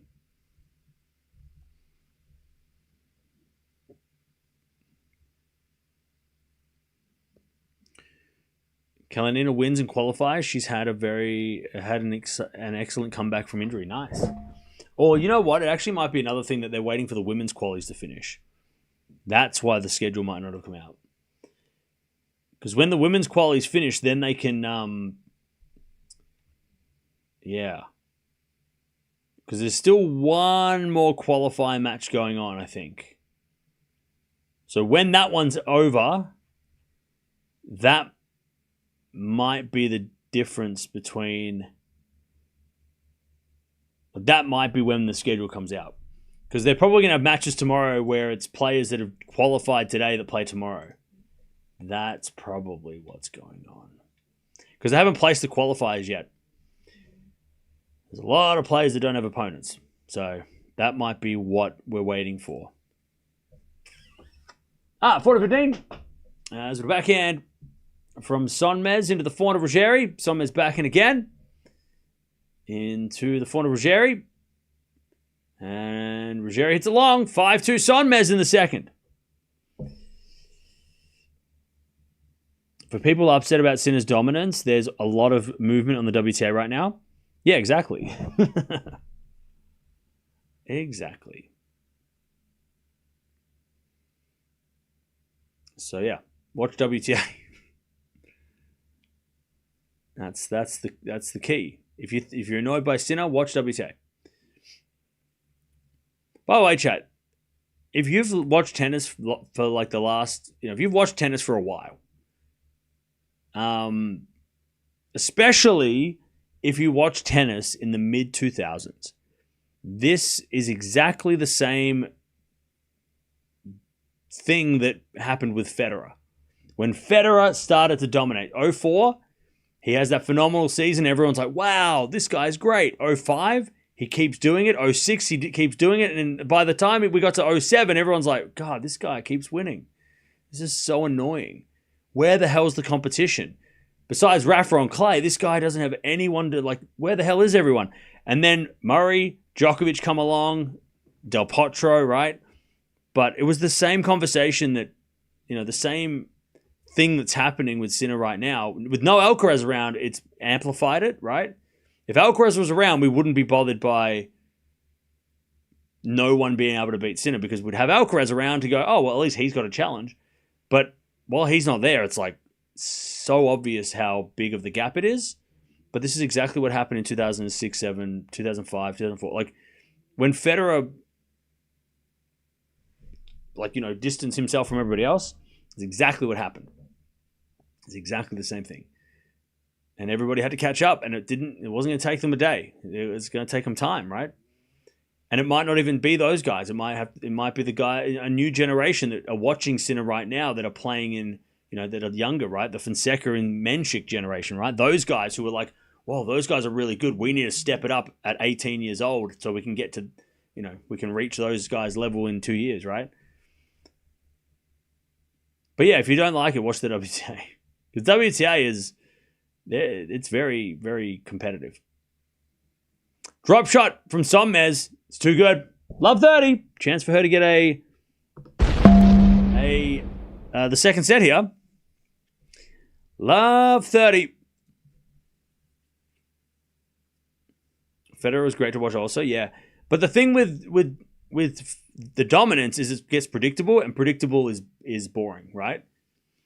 Like, dominance is great, but then it's also like predictable. And when it's predictable, people get bored. So, when you know what's going to happen, then people are like, well, why would I bother? But that's why you watch the WTA, because there's so much going on. And no one is... Sabalenka's had a great season. But then she lost to Baptiste after having 6 match points. Like, that doesn't happen with Sinner. Or at least it hasn't happened yet. On the WTA, Raducanu, Swiatek, Gauff. I mean, they're not unbeatable. But they're very dominant. Is that because the net? SONMEZ gets the second, 6-2. But anyways, we're watching WTA. SONMEZ takes the second. She's gone to a third. Not when you realize it's historic dominance. But yeah, back in the 2000s, though, nobody knew what Federer was going to do. Like, and nobody right now knows if this Sinner dominance is going to be like 25 slams. It's only like when he gets to that level and we're like, wow, he was really dominant. That was really fun to watch. Like, people have like, you know, nostalgic rose-colored glasses when they look back and go, wow, yeah, Federer was so good in 06. No, in 06, he was beating everyone's ass and nobody liked it because it was boring. Nobody was appreciating it at the time because, yeah, I mean, maybe there were some. Like, Federer fans were like, yeah, we're winning everything. But like the general tennis community, and me being a Leighton Hewitt fan as well, being part of the general community, was like, God, can anybody challenge this guy, please? Like, I'm sick of watching the same person winning easily and not having any competition. Like, this is annoying. Like, this is boring. And then Nadal came along and, you know, he obviously pushed him, and then, you know, and then things got different when we got to 2010. And then we look back and go, wow, Roger was so good back in the 2000s. Yeah. But at the time, it was like, God, this guy's too good. He's so good. But nobody, what are we doing? So we'll look back at Sinner's dominance now and go, wow, that was amazing. But right now, we're just kind of like, he's like, is anybody going to make him work for this? Or is he just going to walk to trophies now? Like, do we just give him the trophy to start the tournament? Why are we playing these tournaments anymore? Like, you know, it's the same conversations. It's the same thing. So, you know, and even like the middle 2010s, right? I mean, besides Wawrinka, you know, kind of like being a problem, it was the same thing. It was like, there's like 3 guys that are going to win this trophy. All right. And maybe Murray could step in. But like, all right, why are we playing the first round then? Why don't we just play the semis onwards? Like, why are we wasting our time? We already know who's going to make the semis. So, yeah, it happens. This is how it works. I mean, even last year, right? Sincaraz were dominating and was kind of going, is there anybody else? Like, we've got Sinner and Alcaraz. It's cool, but like, is there a third guy? And now there's just one guy, and it's like, oh, shit. But we are going to watch more WTA anyway. We watched the WTA. Oh, no worries, Deb. Plus, Djokovic comes back this week, so that's exciting. Graf until Salas came along, and Graf again until Hingis came along. Well, yeah. Well, I wasn't around for that. But I can imagine that people were also like, that weren't Steffi fans, were thinking the same. We're thinking, oh, man, really? Nobody else can challenge? Like, it's just one person show now? But hey. But the day that Sinner does get challenged is going to be a very interesting day. And we don't know when that's going to be. It could be anybody. It's unlikely to be anybody, but it could be. You know? As a backhand win up the line by SONMEZ. First point of the third. 15 love. Who's winning this final set? Let me know, chat, who you got winning the final set. Who have you got?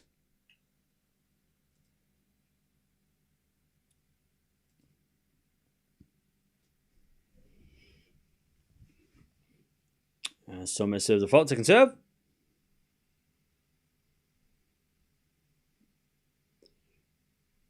As the return goes in the back of SONMEZ. Backhand now from Ruggeri as SONMEZ backhand to the forehand of Ruggeri, and Ruggeri hits the baseline? Or no, she missed it.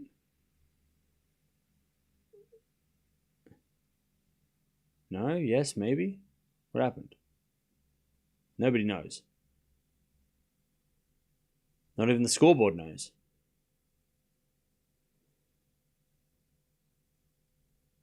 All right, SONMEZ to serve. The umpire doesn't even know. Everyone's just standing around. What are we waiting for?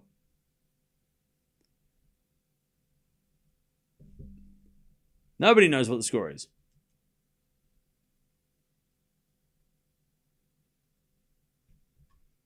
All right. 30 love. So the ball bounced out. Nobody called it. SONMEZ won the point. 30 all. 30 love, sorry. Serving to the backhand of Ruggeri. Forehand from SONMEZ. Into the forehand of Ruggeri on the stretch. SONMEZ forehand drop shot. Too good. 40 love. Landalusi is out.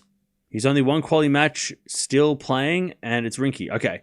Yeah, once the qualities are done, the schedule will come out. That's my expert opinion.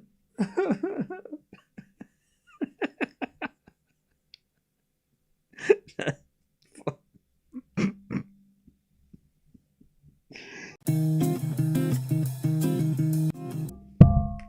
don't know why I thought that was so stupid. Anyways, backhand up the line. Lob goes up from Ruggeri. And SONMEZ with a bounce smash. Puts it away. All right, SONMEZ, 1-love. Oh, man. Yeah, that's my expert. That's my prediction, all right? My prediction is the schedule comes out after the last quality match, all right? You can take that to the bank. You take that to the bank. I don't know what I'm talking about. And if it happens, then, you know, I deserve a trophy or something.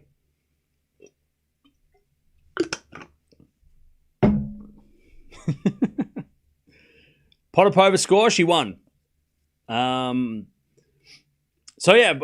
go through some of the qualies because they're starting to qualify.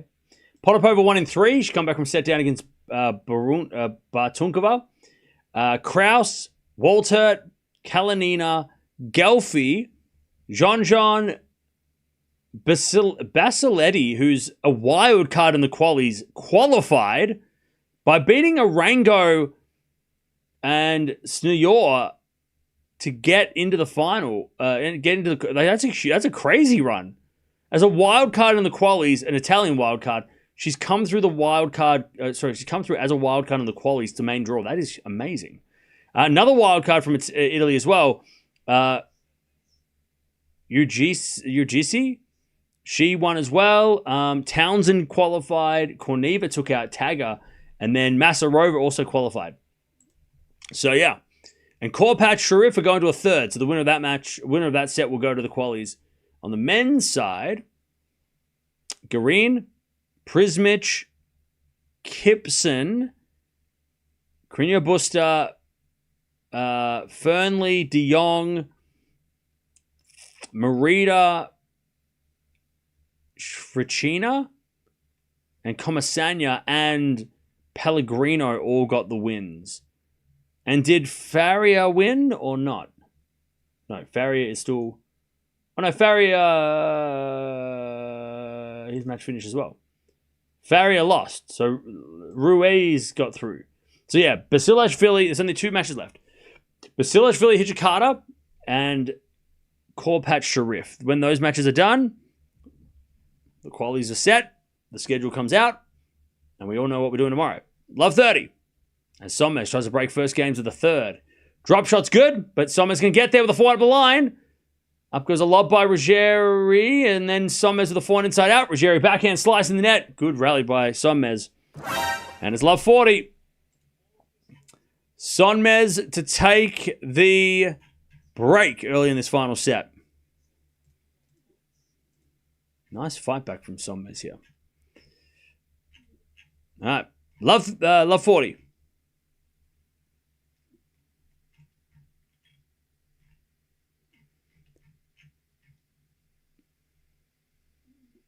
As a return goes the backhander of Ruggeri. Backhand out from SONMEZ to the forehand of Ruggeri to the forehand of SONMEZ. Ruggeri forehand goes long. There's the break. 2-love SONMEZ in the final set. Potapova's 34 in the rankings and playing qualies. Yeah, so the reason why is because the same reason she had to play qualies last week in Madrid was because she... 6 weeks ago when the entry list came out, she didn't make the cut. So remember that the rankings as of last week don't matter. It's the rankings from 6 weeks prior to the tournament. 6 weeks ago, she was outside the top 60 or 70, whatever it was. So that's the reason why she's... So that's the reason why she didn't get direct entry because she was ranked outside of the entry list cutoff 6 weeks ago. And then had to play qualies. Same reason why she had to play qualies in Madrid.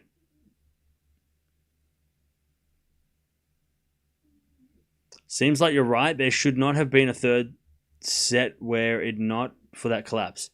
Yeah, we probably would have. Yeah, I mean, SONMEZ probably gets it done had she have not got that. Had not lost that. Missed that volley. She would have probably come back, maybe won the first set, and then would have got it done in straights. But we'll never know. Doesn't really matter. I mean, wins in 3 if that's still a win. If she can get this set, she'll still win.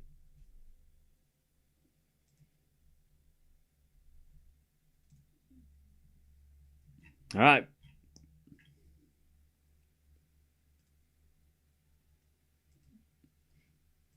As with a 400 rally. SONMEZ backhand to the backhand of Ruggeri. SONMEZ again, the backhand of Ruggeri. SONMEZ backhand again. Into the forehand of Ruggeri. And Ruggeri hits it wide. And it's 30-15. I think Ruggeri's starting to get tired too. This is a long match. Remember, she hasn't played this higher level before. She's only ever played one qualifier draw of a WTA event that was here 2 years ago. So this is the highest ranked opponent she ever played. So this is a totally different level of tennis and intensity that she's used to. The fact she got the first set is like amazing for her. As at the backhand now to the backhand of SONMEZ, forehand from Ruggeri. Into the forehand of SONMEZ, 30-15 is Ruggeri backhand. Again, the backhand of SONMEZ. Ruggeri wins the point. SONMEZ hit it out. 30-0. What about Roland Garros?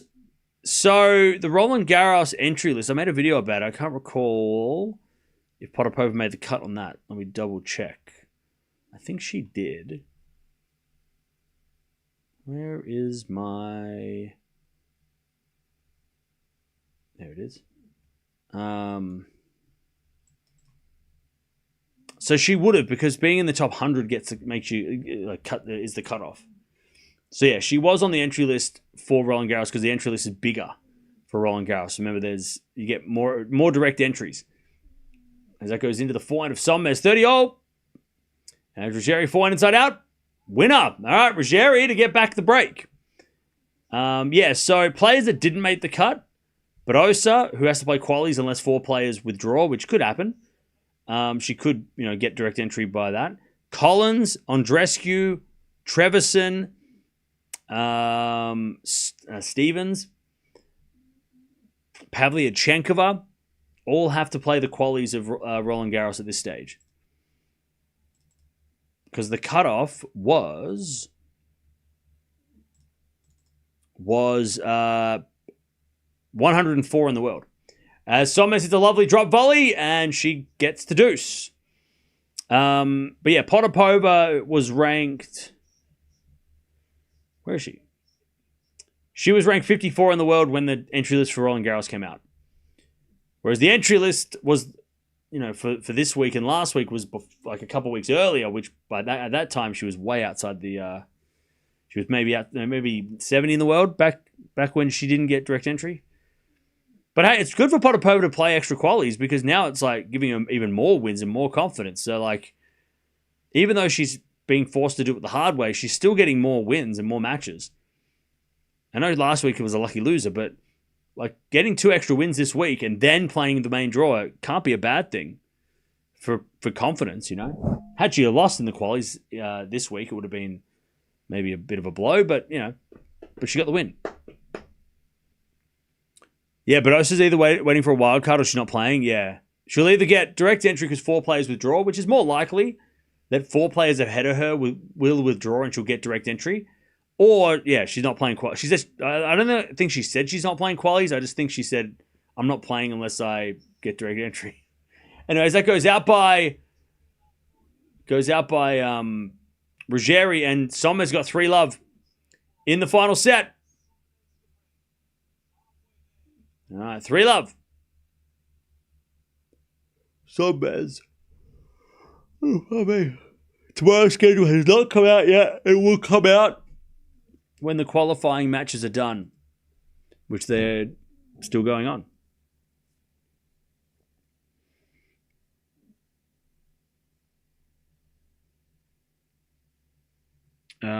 She did say she's not playing qualies. Okay, she specifically said that. Thanks for the help, but Osa is still struggling with her back, and she probably won't play. I think she'll play, but she doesn't want to play qualies. So, which is fair enough. I mean, if she's not 100%, she doesn't want to risk playing 3 matches before the main event, and getting injured, right? Yeah, Stan withdrew, yep. He might get a lucky loser entry, though. Oh, no, he can't because he pulled out. I think a walkover counts as, like, you're invalid. I'm pretty sure, right? A walkover is like a forfeit, so you can't get a lucky loser if you forfeit. I'm pretty sure. Your strengths are lost from 6-1 up in the final set tiebreak. What? She lost 7 points in a row? Are you kidding me? Holy cow. Wait, really? Oh my god. That is... Oh. That hurts. 6-1, and then it was 5 match points. She had 5... By the way, she saved 2 match points to get to the tiebreak, and then she had 5 match points and then lost 8-6. That is brutal. That is brutal. But look, maybe she'll get a lucky loser entry. Who knows? Maybe she'll get the lucky loser entry. As that forehand goes in the net by SONMEZ, 15 love. Yeah, that's brutal. There is some chance of rain, so maybe they are waiting for that moment to announce draw. No. I'm at the schedule. Yeah, no, I'm pretty sure they're announcing the schedule when they get the when the qualifying has been complete. Because then they'll place the qualies and then they can schedule matches for tomorrow. But then again, maybe you're right. If it is going to rain, maybe they're wondering if they have to like stack matches tomorrow because of rain. But I think my guess is that it's going to be they're waiting for the qualies to end, so that way they can go, okay, you're playing him and you're playing her, and like they can actually like pair people up rather than it just being like you're playing a qualifier and now you're going to find out 2 hours later. Like I think they're just going to wait until they have the draw set before they schedule tomorrow. I think they did the same in Madrid when we watched day one. We're waiting for something, and then the schedule came out after the qualies. Pretty sure. Backhand rally. SONMEZ has the 3-love lead here. It's only 1 break, though. As we got a 4 now from SONMEZ on the stretch. But it's not going to make the net. It's 30-15. Is Mukova injured? No. Mukova withdrew last week because of fatigue. Because she was playing so much tennis. 30-15.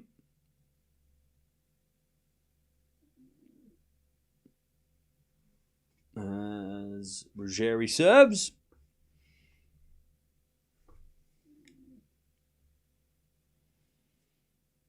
Backhand goes into the forehand of Ruggeri. Into the backhand of SONMEZ. Ruggeri backhand to the forehand of SONMEZ. Into the drop shot of Ruggeri. SONMEZ gets with a forehand. Ruggeri with a volley in the open court. Great hands. And it's 40-15. By the way, chat. We had 2 roofs last week. Didn't rain. It rained, I think, once. We have no roof this week. It's going to rain. Tomorrow? Oh, it's going to be rain tomorrow. It might rain Thursday. It's going to rain Friday, maybe. And next Tuesday. Remember, Rome doesn't have a roof yet. They're planning on it. We could be in for a bit of a frustrating time. That's all right. I've got cards. We can open cards. I will make sure that we open packs of cards during the rain delay. I have got the cards ready for that exact situation. We haven't been able to open any packs because we haven't really had any massive delays. But if it's going to be on and off rain in Rome, we are definitely opening cards because that is going to be infuriating. Double fault, we get the deuce. What kind of cards? Tennis cards. And I've got the new pack. I've got the new 2025 Tops tennis pack. So we can see what they look like. See who's in, because there's autograph cards in the packs. Like every pack has an autograph card. Not every pack. Every box has 2 autograph cards. Forehand lob into the forehand of SONMEZ. Backhand now from Ruggeri. Into the forehand of SONMEZ on the stretch. Ruggeri forehand up the line. SONMEZ with the backhand. Into the backhand of Ruggeri. SONMEZ slice. Ruggeri. Inside out forehand winner. Advantage Ruggeri. Yeah. So I've got this pack. How about this we can open? It's got 2 autograph cards in the box. So yeah. So we can open those.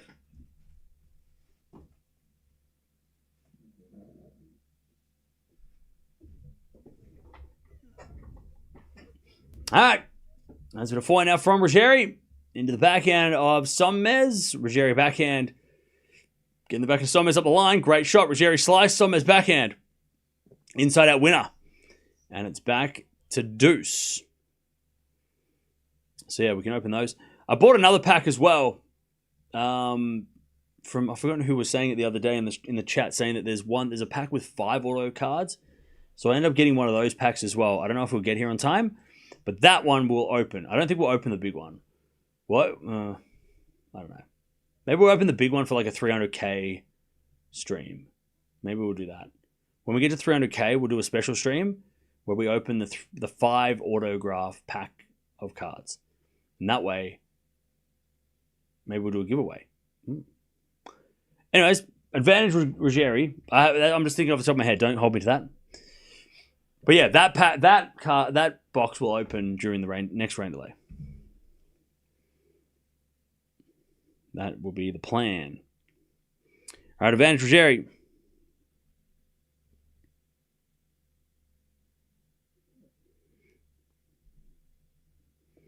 By the way, Sabalenka just did some wild stuff in the press conference. Hang on, what's up? Backhand goes into the forehand of Ruggeri. Backhand out from SONMEZ into the backhand of Ruggeri. SONMEZ backhand into the net. Ruggeri on the board, 3-1. So, Chad, am I reading this right? So it says here, Sabalenka, this is from the tennis letter on Twitter. Sabalenka says players might need to boycott Grand Slams if they don't get bigger pay cuts of revenue. Is it really getting to that point? Without us, they wouldn't have a tournament. There wouldn't be entertainment. I feel like definitely we deserve to be paid more percentage. I think at some point we will boycott it. And I feel like that's going to be the only way to fight out for our rights. Are we real? Is it actually that bad?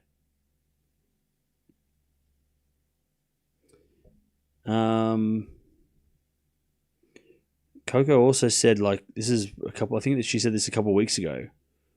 Well, did she say this today as well? From the things I've seen with other sports, usually to make massive progress and things, it's like it takes a union. Okay, we have to become unionized in some way. Hey, Amanda, welcome back. Thank you for becoming a member again. Welcome back to the club. No, I love 15. I tell you the thing, though. The problem is, what's going to happen is if the best players in the world all boycott, then the lower-ranked players, I don't think it will stop the tournament from happening. Tennis has never not played unless COVID cancelled Wimbledon. But other than that, like, if players boycott, the tournament goes on. And I'm not saying the players, I don't know anything about the pay situation. I don't know how, like, all we see is that the winner gets like 4 million and we're all like, holy shit, that's a lot. But it might be like nothing compared to what they should be getting or what they could be getting, right? We don't know the back behind the scenes stuff, right? We only hear the prize money numbers. We don't know how much percentage of revenue that is. Maybe it is tiny compared to what, maybe they should be getting 40 million. As that goes out from Ruggeri, and it's 30-15. But the thing is, if let's say the top 30 boycott, right? And the number 31 in the world becomes the number 1 seed, the tournament will still go on. Because you don't think that even though the best players in the world might be thinking, well, we win these tournaments, we don't get paid enough. If the person 50 in the world can make a slam semi-final with the current prize money, they would still play, right? So it's like, yeah, the best players might not play. The tournament will go on. Yes, maybe some people. I mean, again, people are still going to watch, though. That's the thing. Like, I don't think, unfortunately, the players are not, like, you'd have to get the entire top 100 to not play for it to be like a serious damage. Because if the top 30 or even the top 50 don't play, number 50 in the world is Jastrzemska. she's definitely playing, right? I mean, she'll take the quarterfinal prize money straight up. Like Zhang is like, she's 53 in the world, right? You'd have to get like the top 100 to make an to make a real impact. Because that way you're going, oh wow, now the Australian Open or US Open or whatever looks like a qualifier draw. You're like, oh, no one in the top 100 plays. That would do something, maybe. It would actually, no, it probably would, because a lot of people would be like, wait, so no one in the top 100 is playing. No one I know is playing. You know, we would know some players because we watch a lot of tennis, but the average person would be like, so what? The number 101 in the world is the number one seed in a Grand Slam? What the hell? People would watch it, but they'd be like, this is not like that would make massive statement. But if like a couple of top 10 players don't play, the show goes on. If the top 30 don't play, the show probably go on. They'd have to get they'd have to rally as a top 100. But then you got to think too that you're probably thinking that the number 80 in the world's probably thinking, maybe I will play because I'll be the best player in the draw then. If the top 100 pull out, but I'm number 85 and I play, I might have a good chance of winning a slam. And a slam's a slam. I mean, Jan Koda still won a slam back in 73. Everybody else pulled out. Everybody boycott. He still played. He won that slam. He won Wimbledon. Can't take that away from him. So, and you don't think that like players out like the players between 50 and 100 are going to play for the current prize money, right? They're going to be like, well, I'm going to play if I can make a semi because all the best players in the world are gone, and it gives my chance of making a semi. I could make $500,000 which is more prize money than I've ever made before. It'd be, I mean, yeah, it's tough. Like yeah. I mean, yeah. Because I don't think if the top 10 pull out, you've still got a lot of good players outside the top 10 that can still play and still make it a good tournament. Plus, you'd also get to get the men involved too, because if the ladies pull out, and let's say the top 100 of the ladies don't play, but the men still play, then nobody will watch the WTA and everybody will watch the ATP. So you've got to how are you going to rally the top 100 for the, let's just say top 50. Top 50 for the ladies, top 50 for the men not to play. Like, how would you do that? And you just need one or two players to be like, nah, I'm playing. And then people will watch the tournament and it won't really make a difference. Or it might not make a difference. Like Wimbledon didn't make... I mean, Wimbledon was a different reason, but I don't know. Yeah. I mean, even 2022 Wimbledon, when all the Russians were banned, Wimbledon still went along. Everybody still, even without points, Raducanu still won Wimbledon that year. Kyrgios still made the final that year. Like, it didn't damage the tournaments. There was some cloud around it, but it also didn't. Like, Raducanu still won. Halep made the semis, right? Swiatek had that. Her streak ended there, right? So there were still so many things that happened despite the big cloud of the Russian-Belarusian ban, right? And the further we get away, the less we're going to remember the bad thing that happened. We're going to remember who won, because that's why we remember the winners, right? But it's interesting. I mean, I don't know which Grand Slam's going to cop it, right? Which is the Grand Slam that's going to get the boycott if they do all get together and figure that out, But if the number one in the world's saying it, that's a pretty big deal. Anyways, 4-2. Like Sabalenka, I mean, she's a pretty big deal right now. She's the best player on the planet. If she's talking about boycotts, then... But is she going to be able to rally everybody into following her? I mean, Coco seems to be... She's made these comments as well, similar to this before. It's tough, man. Tennis is an individual sport, so, I mean, players are going to look after their best interest, right? And if their best interest is not boycotting, they'll do that. And then... It's tricky. It's a tricky thing to do. Anyway, it's 4-2. No, Sabalenka said that they might, in order to get change, that might be the thing they have to do. Like, players might have to boycott the Grand Slams to make a change for prize money. There's a winner down the line from RUGGERI, and it's love 15. But it's tough, man. It's not easy.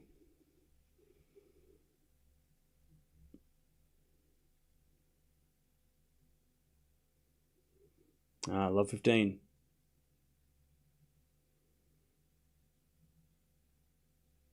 As with a backhand return. Into the backhand of SONMEZ. Backhand now from Ruggeri goes wide, and it's 15-0. Nole was complaining about it too, was he? Yeah.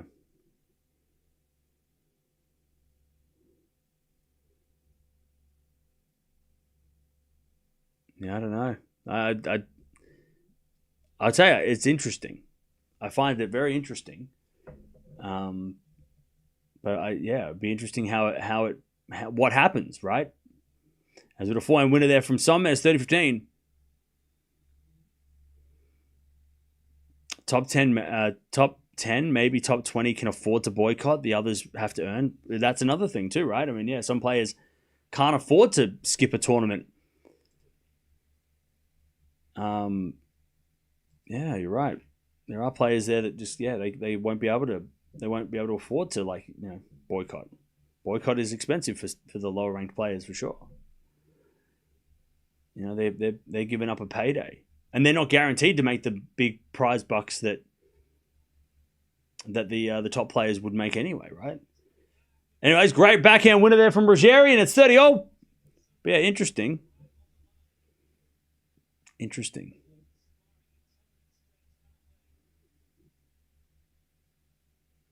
30-0. SONMEZ tries to keep this break. Under the backhand rally. Up the line from SONMEZ. Great shot. 30-15. Bunch of players from the ATP and WTA wrote a letter to the Slams, and they didn't get a response addressing their concerns. And they were angry, and rightfully so. Yeah, well, that is annoying. That they yeah.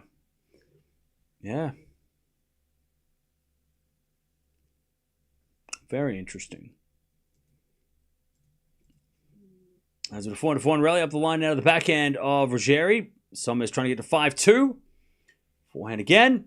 Into the forehand of Ruggeri. Forehand from SONMEZ on the stretch. Ruggeri inside out forehand to the backhand of SONMEZ, but Ruggeri volleys it away and gets the deuce. Good rally. All right, back to deuce. Sinner and Alcaraz are also on board for this increased prize money. Yeah. Yeah, I'll tell you this. It's probably right now, it would be a lot easier on the men's side of things to make an impact because it is so top heavy, isn't it? With talent.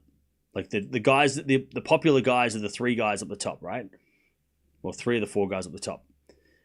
As it goes wide by Ruggeri, and it's an advantage.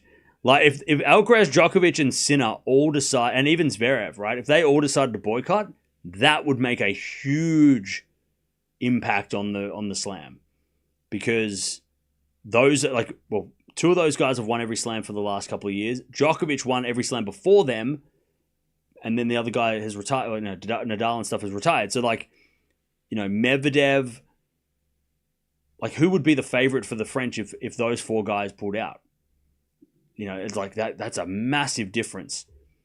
Like, the number one seed would be FAA. And we love Felix, but he's not the number one seed at a Grand Slam.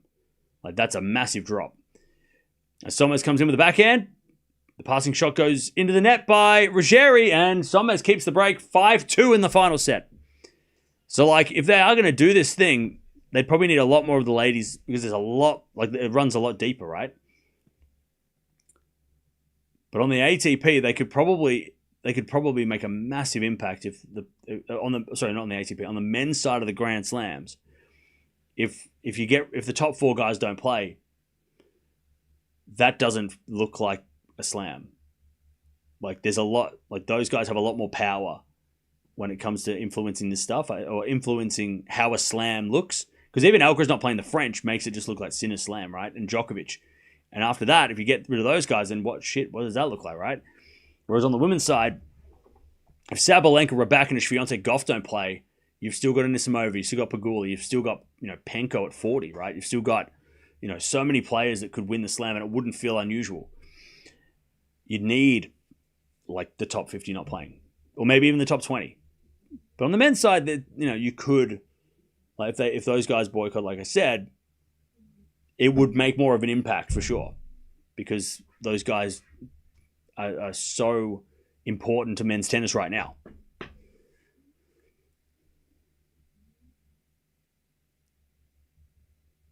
But we'll see what this all if anything comes of this. I mean, it's very interesting to have this conversation before two of the biggest tournaments in the world coming up, back to back. Yeah, I mean, what tournament would they decide? I mean, that's another thing, right? Trying to get all the players to decide the same slam. Like, that's another problem. They're like, yeah, we're not going to play for Roland Garros. And one of the clay quarters is like, but I like clay. Can we please play this one? Let's skip Wimbledon. Like, no, we ought to play Wimbledon. I like Wimbledon. Like, how are they all going to get on board for which one they pick? If they somehow all got together and said, this is a good idea, let's do it, how would they decide which Grand Slam would they pick? Because everyone has their favorites, you know? It's going to be very, very tricky to get everybody on the same page. As with a backhand to backhand rally. SONMEZ backhand again. Ruggeri serving to stay in the match. Very interesting conversation, though. And it's got nothing to do with us, really. We're just going to sit back and watch because it's really between the players and the slams. Just fans, we're just kind of stuck in the middle. Or stuck to the side watching, right? It's like, whatever. We'll just see what happens. As that goes out by SONMEZ, 15 love.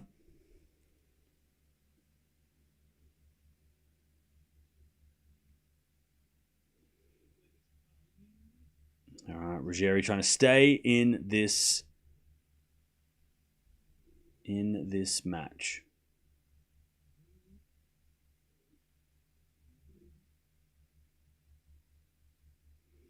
As the return goes in the forehand of Ruggeri. Ruggeri hits it wide.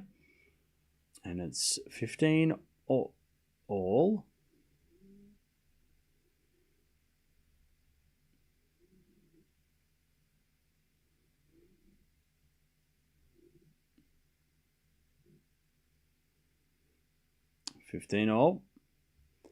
As we get a return into the backhand of Ruggeri. In comes SONMEZ with a forehand. Puts it away. 15-30. SONMEZ a chance to get the match right here. 15-30.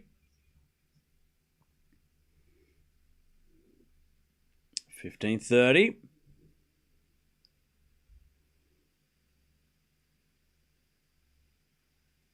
As the backhand return goes into the forehand of Ruggeri. Forehand from SONMEZ up the line. Ruggeri backhand goes wide. SONMEZ got match points. 15-40. She had to fight for this one. But she has fought well, has SONMEZ.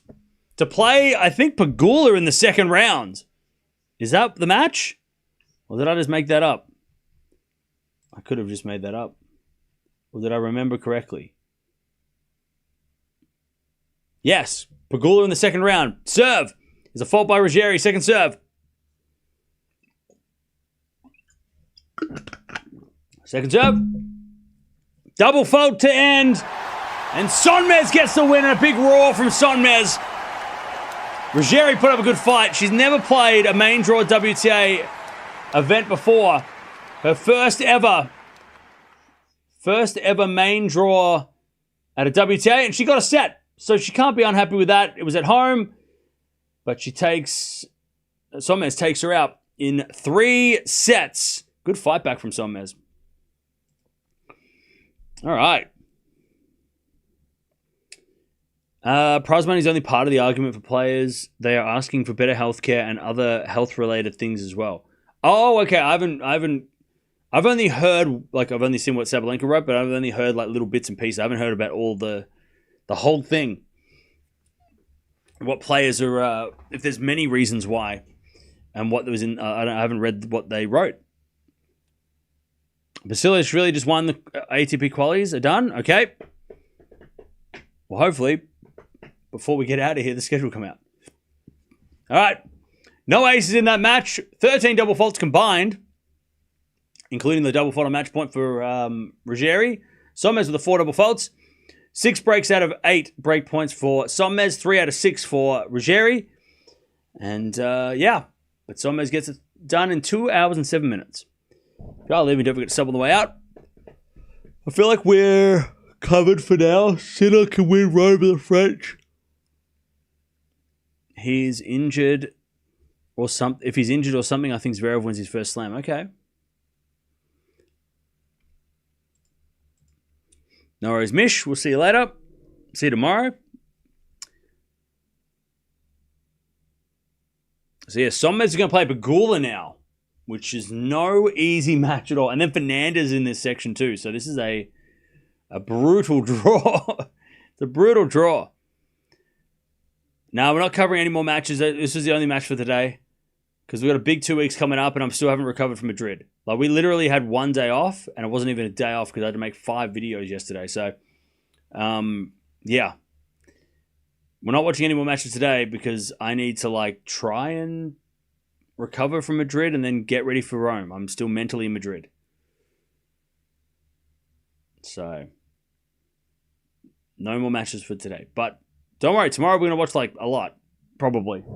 And then the day after that, Thursday,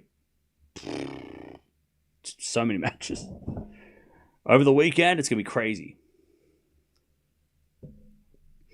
By the way, with that win, did SONMEZ go to a career high ranking? I know she's been slowly getting closer, higher and higher in the ranks and more career high rankings. Yeah, wow.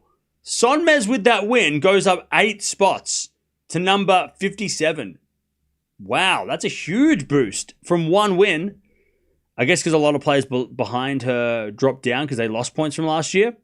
But yeah, that's huge. So SONMEZ is currently top 60 first time. If she wins her next match, she'll be closer to top 50. So yeah, if she beats Pegula. So that's pretty huge. That is huge. Breaking news. Raducanu withdrew. That's a shame. That's a shame. That's a shame. I'm not surprised though because she hasn't played. So I'm not really shocked that she withdrew, but doesn't mean it's not annoying. That's a shame.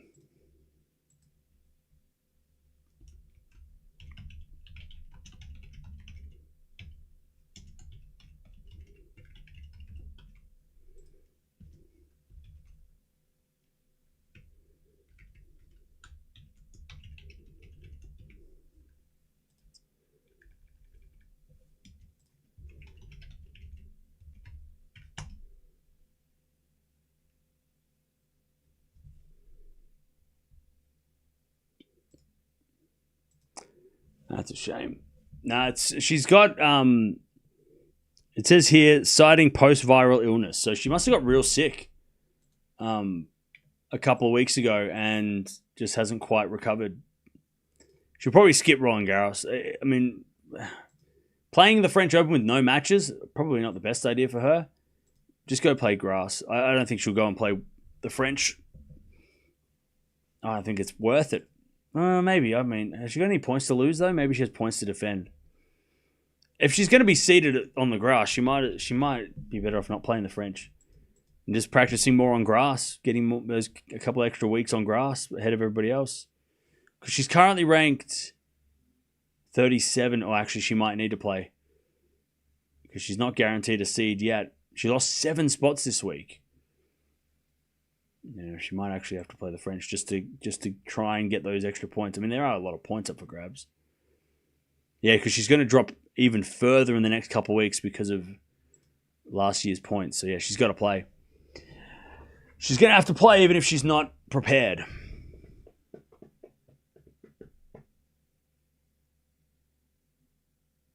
SONMEZ improved her skill level with each tennis match she plays.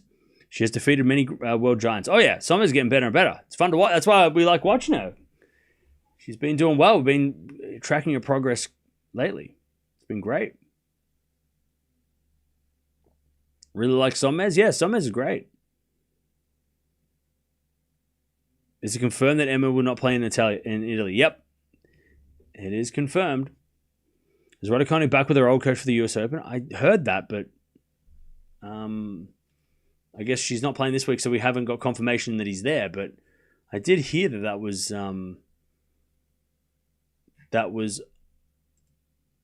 happening. So yeah, we'll have to wait and see, I guess. Ruggeri will put this match on her book of tour experience. Congrats to SONMEZ. It was a great performance by Ruggeri. Never played a main draw match on the WTA. You know, only ever played the qualies of Rome once before and lost in the first round. So this is her first big match. Highest ranked opponent she's ever played. She got a set in front of her home crowd. So, I mean, she can't be mad at that. She also got off to a really, really good start. She was up like 5-2. So, yeah. Hard-earned rank. Great for you. Take a break. Thanks for covering. No worries. Yeah. SONMEZ is just chipping away. You know, chipping away at her ranking. She's not getting any massive runs yet. I mean, the Australian Open run was great. But yeah, that's probably when she I know I've seen her around the the rankings and stuff and around the tour the last couple of years, but or on tour the last couple of years. But I haven't seen her. Australian Open was when she broke out. I wish we watched a little bit more of her at the Australian Open because it was a great atmosphere. It was a great crowd atmosphere back then. But it's been fun to watch her progress this year because now she's getting to career high ranking. She's getting to the best, getting to her best results. So it's fun. And we'll keep watching her. We'll probably watch her play Pegula if we can fit that match in somewhere. Bad news. Rinky lost qualies. Yeah. Time for tomorrow in 15 minutes. Last quali is 15. Yeah. So we're just waiting for the schedule. That might happen. So it's far. So Sharif is serving the match. So if Sharif can win, then we might probably hopefully the next 30 minutes, we'll get to. We'll have a schedule for tomorrow, and we can talk about tomorrow. But so we'll wait around a little bit until that happens. The men's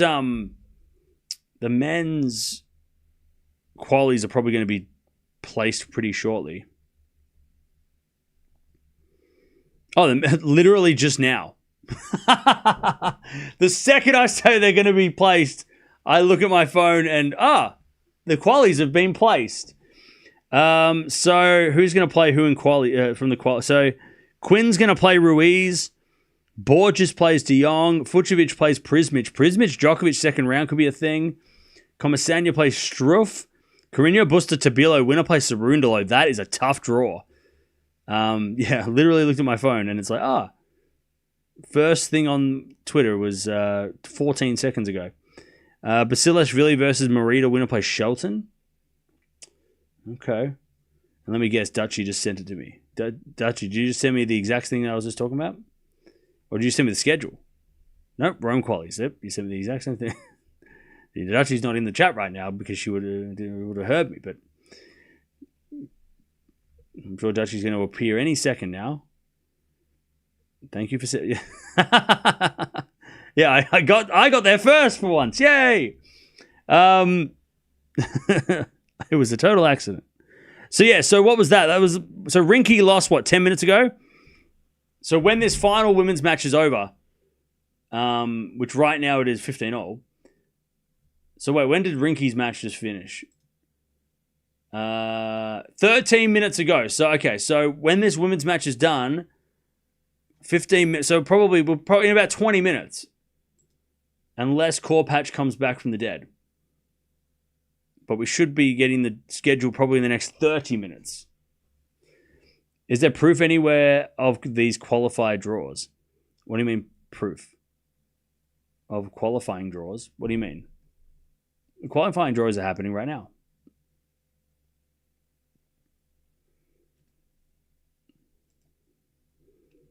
No schedule just yet? No, they're going to wait for that last quali match. Definitely waiting for that last quali match for sure. For sure.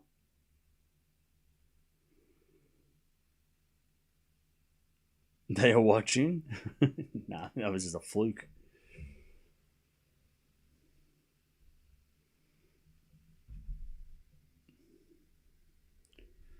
It was just a happy coincidence. Cartel, Raducanu, Draper, bad times for the Brits at the moment. Yeah, chat. I tell you,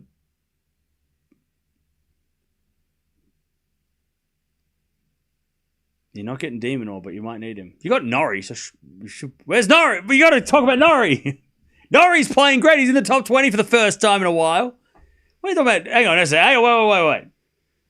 You have Norrie. Don't do this again. Don't do this again, everybody.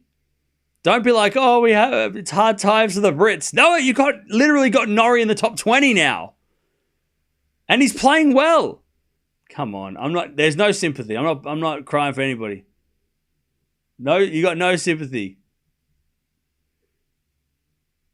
I thought Norrie wasn't British, Cam. According to you guys.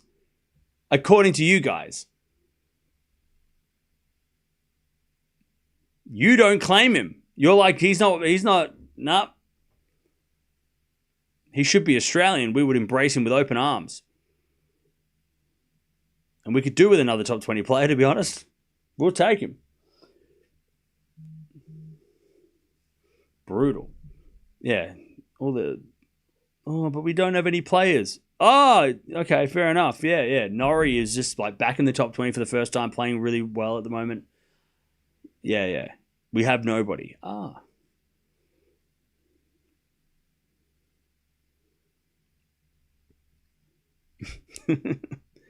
only reason Norrie plays for the UK is because his parents were born there. So you're lucky that his parents were both, one from Wales, one from, I think, Scotland and Wales. Is that where his parents are from? So you're lucky that he's got family ties there. I'm sure if one of his parents played for one country, or was one from like New Zealand and one was from the UK, he'd make a choice. But because both his parents, he plays for them. He doesn't play for you guys who don't even appreciate him, who all forget about him. You're like, oh wait, hang on, wait, what? Oh yeah, we have Norrie. Yeah, you should be grateful. You're lucky. You should be grateful to his parents, because I tell you, if his parents weren't British, he wouldn't be playing for him.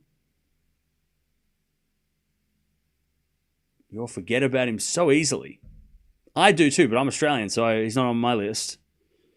He's not supposed to be on my list. I'm not supposed to keep track of Norrie. That's your job. From the UK, all of you guys. He should switch back to New Zealand. We will appreciate him. Yeah, but that's the thing, right? He won't go to New Zealand because his parents are from the UK. So he's going to be playing for the UK because his parents are from the UK. He just grew up in New Zealand and he has a New Zealand accent, right? But he is, pure British, right? Family ties. Both parents too, which, again, he is not even like, that's the thing. It's so weird to think that he's like, oh, well, he's not even British. No, he is British. He just sounds like he's from New Zealand. But he's actually like, no, both his parents are from the UK. He couldn't be any more British. He just wasn't born there. But his bloodline is UK. He just doesn't sound British. So it's like, it's so weird to think that, like, you couldn't get, like, you know what I mean? Like, he was born in South Africa. He grew up in New Zealand. But Raducanu also, she was born in Canada. She grew up in the UK. But nobody talks about her being in Canada. And her dad's from Romania. She could have easily played for Romania. But Norrie is like, wild. You guys got to start putting Norrie up on that pedestal. He's the best British player you got. Literally. He's your best player. He's higher ranked than Draper. He's higher ranked than Raducanu. He's winning more than everybody. Cam Norrie needs you. You need to embrace him. Everyone from the UK, you all need to be like, Norrie is the best player we got. We love Norrie. You got to start loving Norrie. He's representing. When everybody else is injured, he's representing. You got to... Come on now. You need to put him up on your shoulders.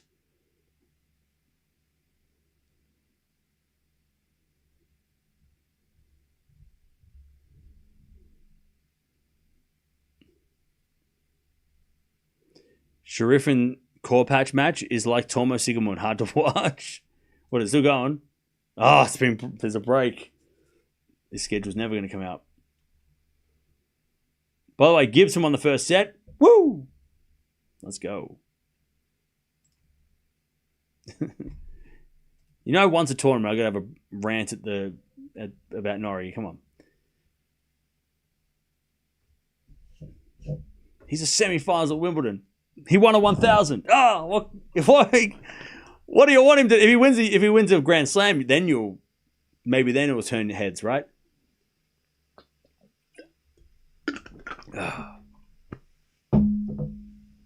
Come on. Too bad Landalusi didn't make it. He might get a lucky loser withdrawal pickup, though. By the way, with Raducanu pulling out, did somebody get promoted to her spot? No. Lucky loser is going to take her spot. Ooh. That's a very lucky loser because they're going to get a second. Is it going to be Rouzet's going to get... Ooh, it might be Rouzet. And that's Raducanu's friend, so that's fun. So Rouzet... And she's actually playing pretty well. So Rouzet could be put in to Raducanu's spot, which doesn't make her draw... Like, that draw doesn't make it much easier. I mean, Gauff playing Rouzet in the third round is pretty tricky. Like, Rouzet nearly took out Raducanu last week. So, yeah, if it is Rouzet who gets... And she should, because she's the highest ranked qualifier that didn't qualify, she should get lucky loser status. And if she gets put there, which she should, because that's... Raducanu pulls out, the lucky loser spot should go to the first lucky loser. Or no, maybe it's Kostyuk. Maybe the Kostyuk spot goes to Rouzet. Which means Tomanovic gets her spot. Hey, Tomanovic can take Raducanu's spot. I'm fine with that. There's nothing wrong with that. Let's have Tomanovic take the second round walk through. Let's go. I'm fine with that. That's another... Yep. Tomanovic gets it instead, hopefully. Yay. Let's go. Tomanovic. Second round. Take Raducanu's spot. Walk to the second round. Let's go. We need all the help we can get. Woo. Please. Demonor's going to lose to Hadar, so we need at least an Aussie in the second round. Come on. Come on. We need another Aussie. Come on. Come on.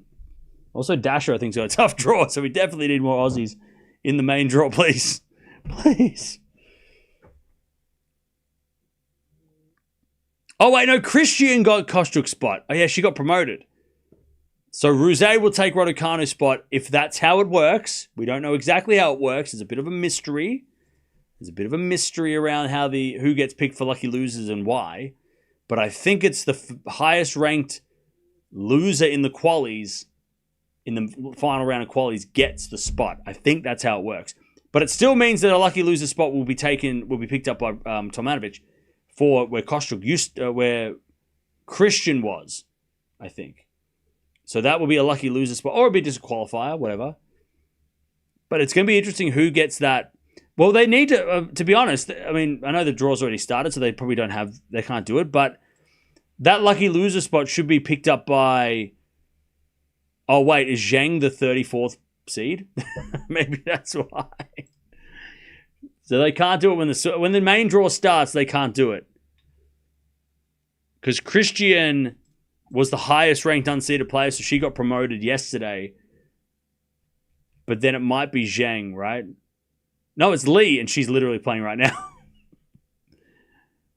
Oh, wait, no, it's not. Hang on. No, it's not. Hang on. I'm looking at the wrong thing. Where the hell? How do I use this site? There we go. I'm looking at the wrong rankings. I've got to look at the rankings from last week. Because that makes sense. Okay, so Christian was 30. Oh, no, it is still Lee. Okay. So, yeah, so Lee would have got promoted if it was yesterday. But instead, Lee had to play right now, and she's losing, right? Yeah, Lee's losing. That sucks. If she loses and she could have been in the second round as a 34th seed and avoided playing Zhang, God, that sucks. That sucks if she loses. That's a tough beat. Yeah, so the no 34th seed. It'll be a lucky loser in the second round because the draw's already started. Excited for those cards, Cam? Yeah, well, look, we'll get to them maybe tomorrow, depending on when it rains. Rain delay fun.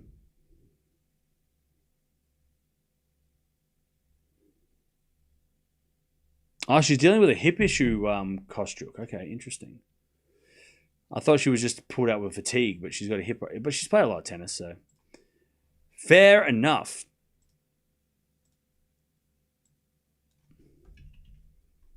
Thanks, Dutchie, for the update, and Jean as well.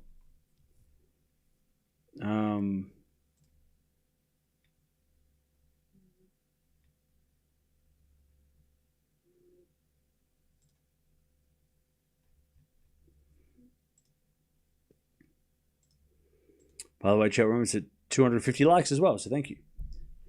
Yeah, she did that backflip. Maybe that's why. There's the backflip. Backhand spring, whatever what was it called? By the way, there was a video I saw that she did it back in like 3-4 years ago as well when she won a tournament. So I love that celebration. She just said she was battling injury in Madrid. She was worried about the finals. She has hip issues and ankle issues as well. Ooh, okay. Well, that's worth not playing. It's not worth risking. Well, she's already got 2 titles to her name, so why would she play an extra one to make it worse, you know?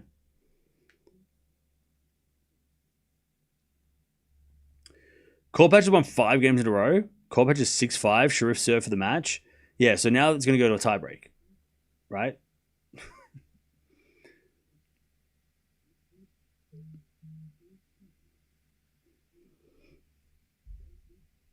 So now we'll go to a tiebreak because that's just the way things go.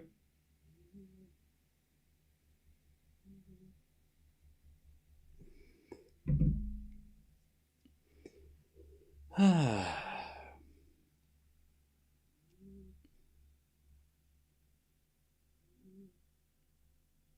yeah, we're just waiting for the schedule now, which should hopefully, when that match finishes, we'll give it a couple of minutes and then we'll see what happens. But because I don't want to sit here for like an hour if there's no schedule.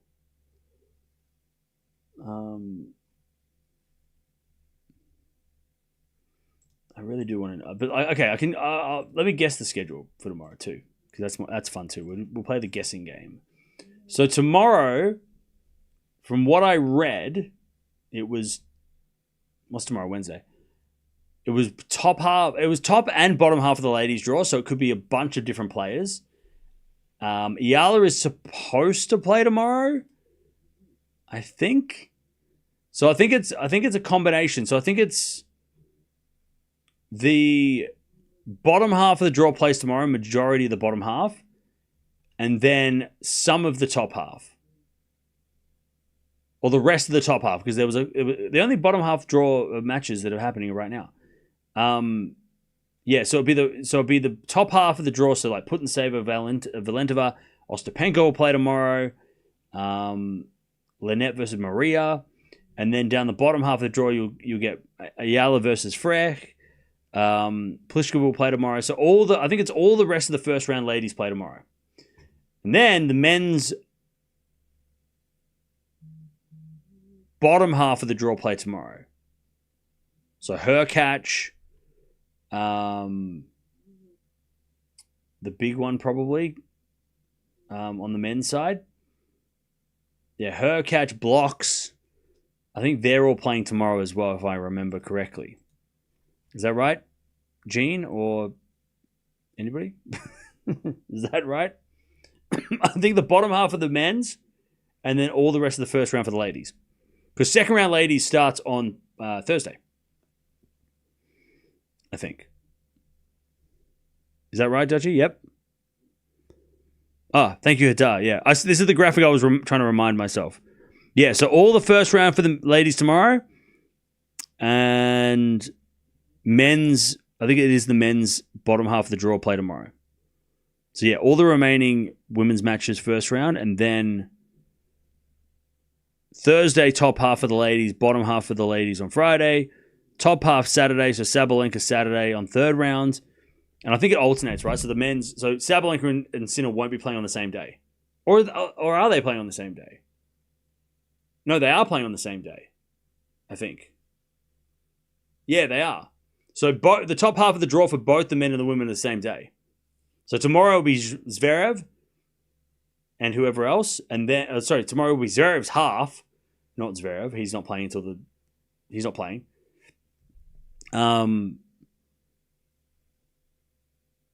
He'll play Friday, and then Sinner plays Saturday night, probably. Do they even have 9 matches, or they just? I mean, the 9 matches start now, don't they?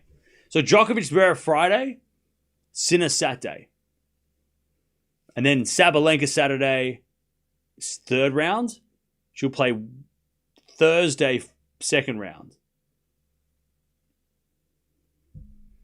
I think.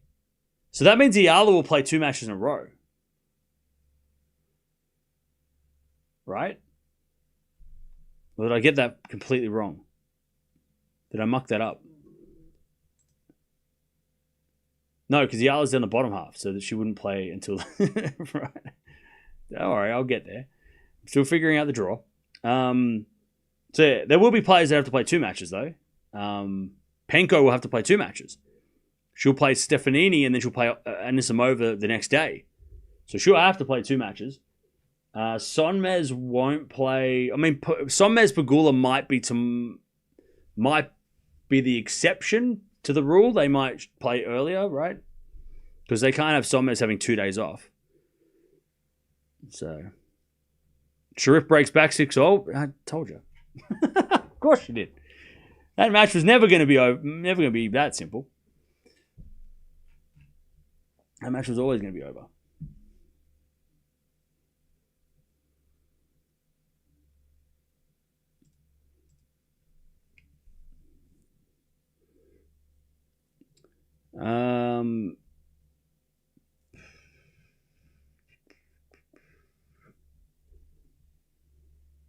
Have I missed it? Have I missed the battle? Yep, Mike, unfortunately you have missed it. It was a good match though. SONMEZ had to fight. It was good fun.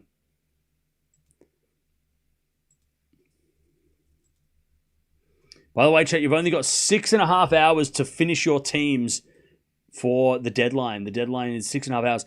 I don't know why the deadline isn't the first. It should be 7 p.m. my time tomorrow, which is not 6 hours away. That's like 12 hours away.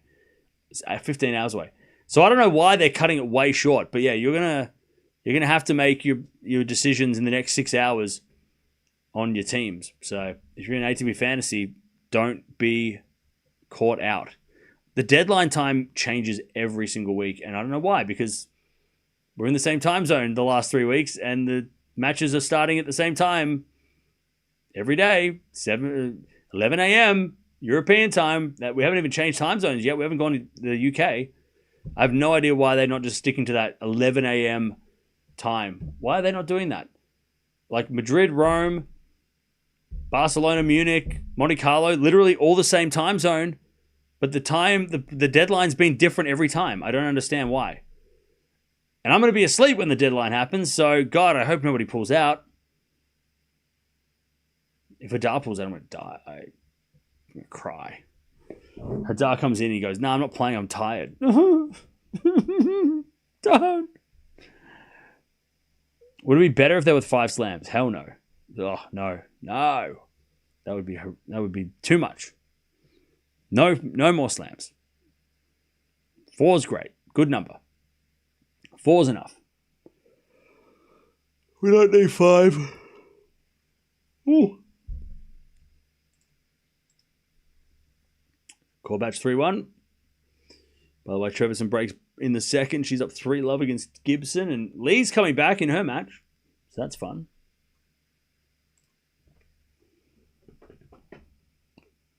But yeah, make sure you make your changes. Is Novak playing this week? You think he's the only one that can trouble Sinner? I mean, no. I think there's other players that could trouble Sinner. We just don't know when or where or how they're going to do it. Sinner's draw, by the way, as much as like I get how funny it is to say Sinner has a tough draw, he actually does. Like, for him, like compared to the other draws, right? Like his draw this week is the toughest it's probably been in the last, probably since Doha, right? I mean, Indian Wells, Miami, Monte Carlo, Madrid. This Rome draw is the toughest road to the final, or at least to the quarterfinals. He'll have to face potentially. Does it matter? Probably not, because he can beat all those guys. He can probably win anyway, but it's not going to be easy for Sinner. So, and I said this the other day, like we should stop trying to figure out who's going to beat Sinner, and we should just watch him, because somebody will come out of nowhere and probably surprise him. And it won't be the guy that we all pick, right? It won't be the obvious one. I don't know who that's going to be, and that's the surprise of it all. But I think that it's going to be someone we least expect. At a time we probably least expect. That's what happened with Swiatek. And I said that everyone's like, oh, it's going to be Raducanu, it's going to be Sabalenka, it's going to be... And it ended up being Cornet in the third round. Who the hell thought that was coming? Nobody. So I think that's the same with Sinner. It's going to be someone we didn't expect. It could... And look, Menchik could do it, but I think people expect him, so maybe it's not him. Because everybody thinks it's going to be him. But like everyone's saying it's going to be Djokovic. Yeah, I don't know. But then, look, again, I know the argument is, well, the WTA is more random, so that was more likely to happen. I get that. But I don't know. I feel like it's going to be... I don't know. I feel like it's going to be like there's going to be a certain day where like the weather is weird, or, like Spaziri, right? It's going to be like a Spaziri in Australia where, we didn't expect that to happen. And then, he didn't end up winning the match. Sinner won the match anyway. But that kind of situation comes up again, right? And we didn't see it coming, right? Nobody thought Spaziri was going to get a set and be pushing Sinner the way he was. So I think that I personally have given up on betting, of picking who's going to beat Sinner. Because if Zverev can't, then who the hell can? So I'm like, let's just... He's not going to lose, and then when he loses, we can all act shocked, because it will be a shock. I'm sick of guessing, like, who's going to beat him. It's more fun just to watch him, and then, like, something happens, and, whoa, what the hell was that? Yeah, he might have an off day. But we can't...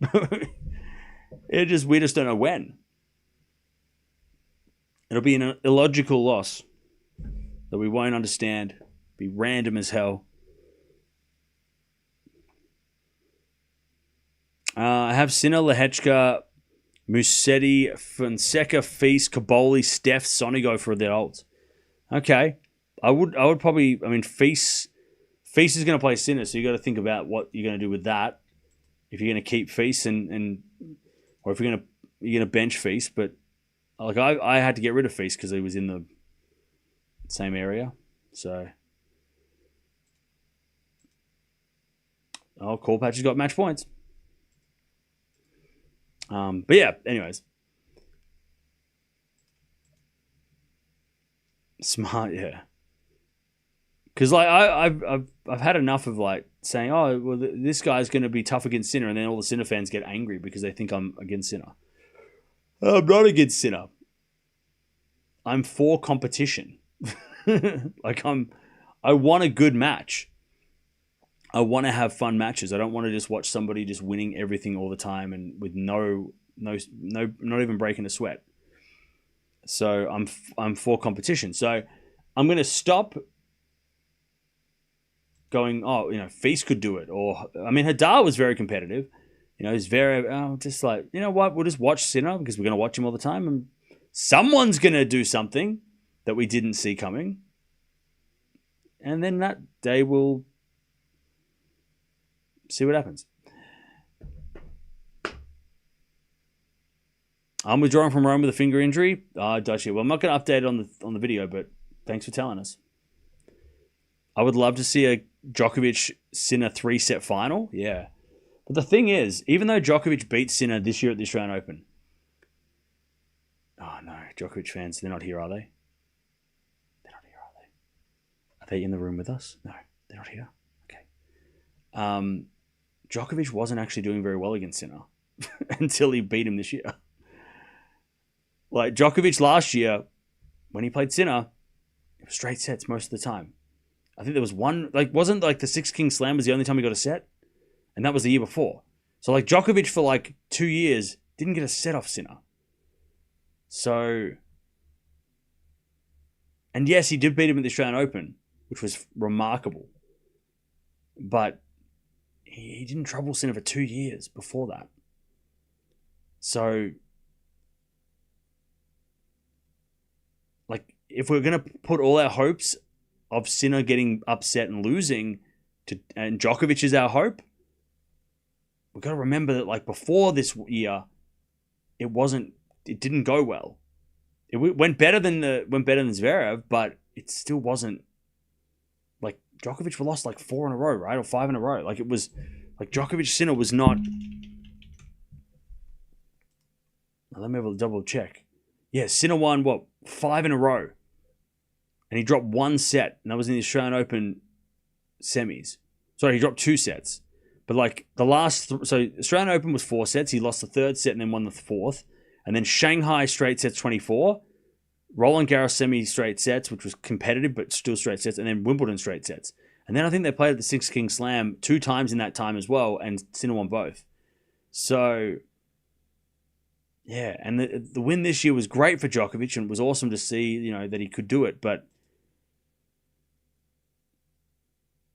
I don't know if we should be pinning our hopes on Sinner getting... if you want Sinner to lose, I don't know if Djokovic... he's more likely to do it than everybody else, but he's also maybe not... like, if he plays Sinner, it's not like, oh, well, now he's going to win because he did once before. It's like, yeah, maybe, but I don't know if we should be putting all our pressure on Djokovic to be the man to do it. To break the streak and to stop Sinner in his tracks. I don't know. I mean, he's got the win. I mean, so does Menchik, though. I would be more... but now I say it, I mean, like, Sinner's probably downloaded his information and now he's like, oh, I know how to beat Menchik now. He will never get a set off me again.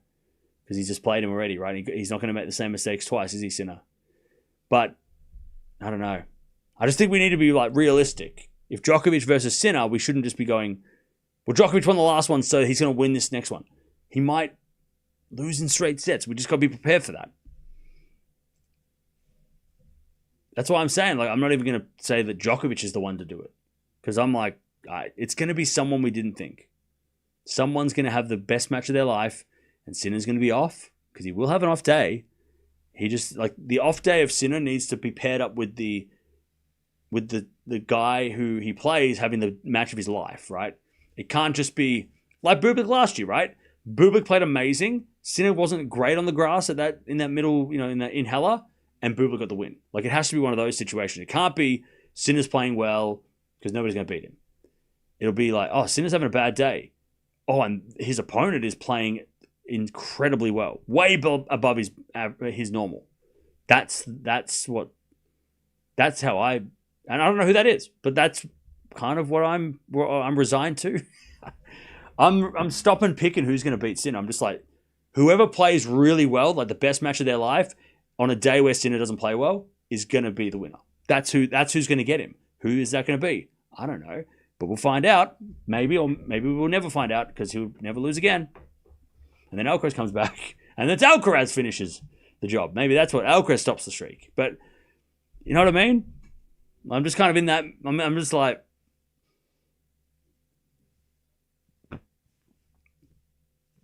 who's it going to be? Nobody. And just be surprised when it happens. If it happens. If they meet at RG, I guarantee that Djokovic will trouble him. Okay.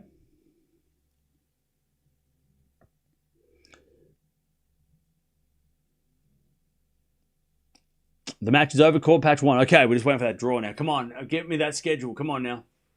Come on, Rome. Give us a schedule. That's the only reason I'm still waiting for the schedule, please. Oh, Chad, do you want to see my iPod?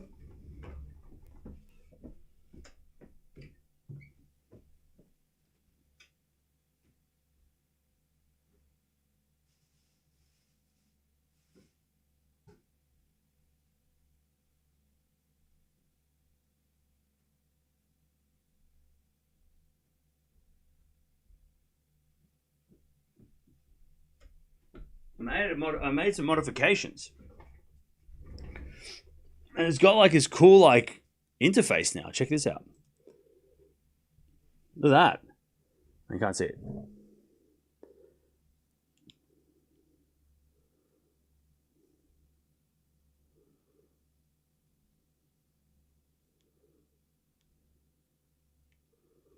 Check that out. It's like got some weird, crazy, like custom interface. It's purple, but you can't see it. It doesn't work on the camera.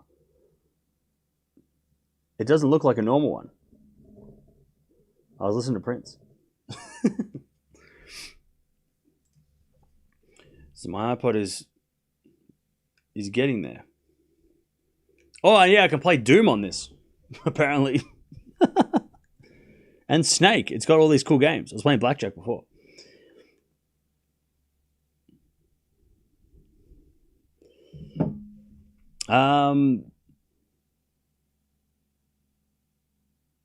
A fit Draper could beat Sinner? Yeah, maybe.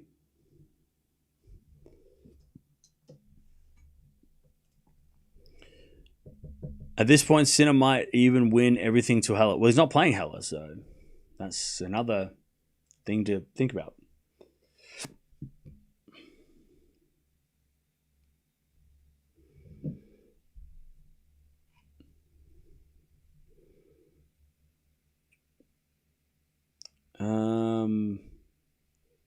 Sinner is on fire. It's crazy what he's been doing these past few months. Yeah.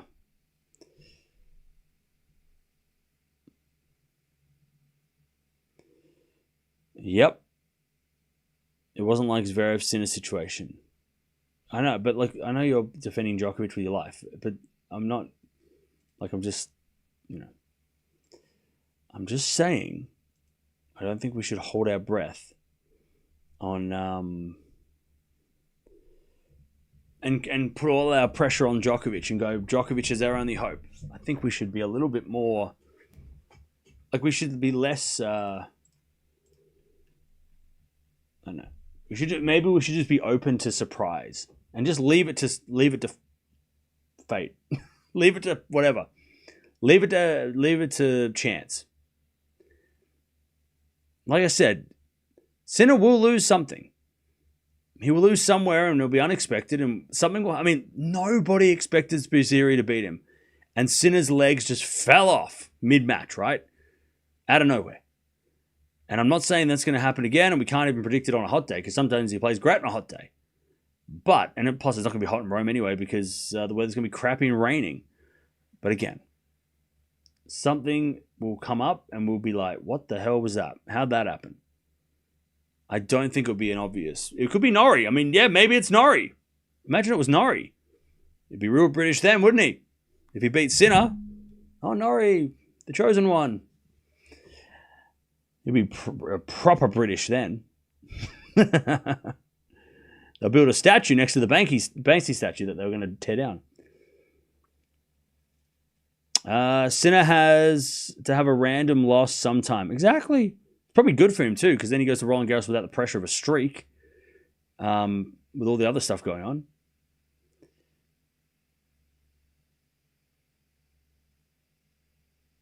The British would love him. He'll be a darling. Yeah. He'll be knighted. Like, it'll be a whole thing. Sir Cam Norrie has a good ring to it, to be honest. I don't mind it. I'd actually respect that. Sir Cam Norrie. Actually kind of sick.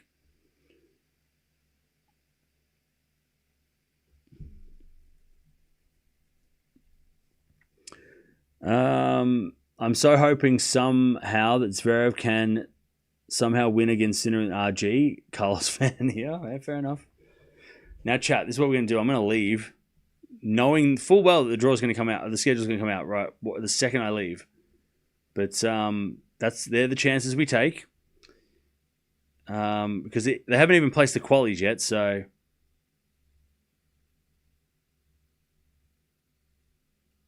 yeah.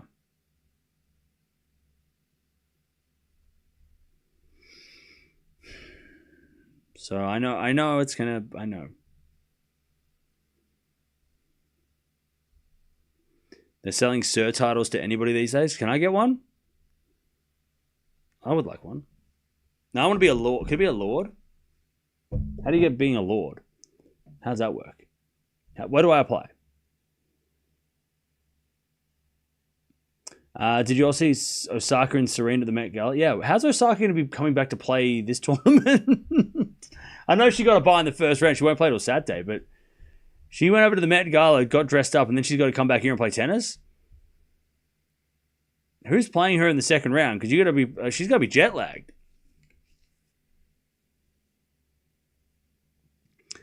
I hope Fonseca is playing tomorrow. No, he's not playing tomorrow because he's a seed. Anyways, I'm out of here. Thanks for joining us, chat. I know the schedule is going to come. Hang on. Oh, no, it's Raducanu. Okay, it's just a Raducanu thing. All right. I'll see you tomorrow for something. I don't know. We'll be surprised. I don't know. It's going to be a surprise. But SONMEZ wins from a set down. She gets it done. We have kicked Rome off with a bang to start with a 3-setter in a 2-hour match. What a great start. Tomorrow, we're watching many matches. I don't know what they are. I can tell you this much. It's on the women's side. Eala is definitely playing. Pliskova's playing, so she could be on the list. We could be watching... Bolt at least kind of piques my interest. Ostapenko is playing tomorrow as well. Valentova Putintseva, I kind of like that match as well. So we'll see where they all fall. And then on the men's side, Hurkacz is the big one for me. Maybe even blocks. We'll see what's up. We'll just, again, see what the schedule does before we... Schedule came out. I knew if I stalled it would come out. Yes! I knew if I stalled it would come out. Let's go. It worked. I tricked you, Rome. I tricked you. You thought I was leaving. Now I have... Oh, wait, hang on. Why is it blank? Oh, what?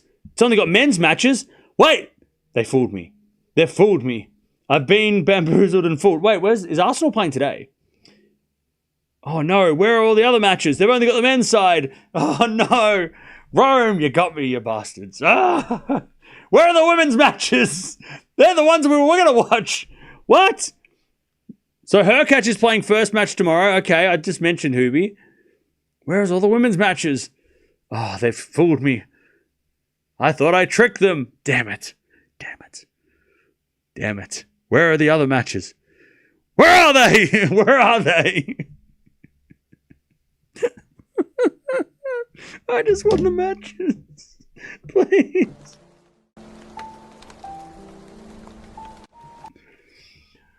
All right. I can tell you this much. I'm pretty sure Eala's not playing first match tomorrow. She's probably going to play second on court 2 or 3, or she's going to play third on court 1. My guess would be she's playing... Oh, Pliskova's a former champion. She might get center court. Pliskova might get center court, and Penko might get center court. So she might be second on court 2.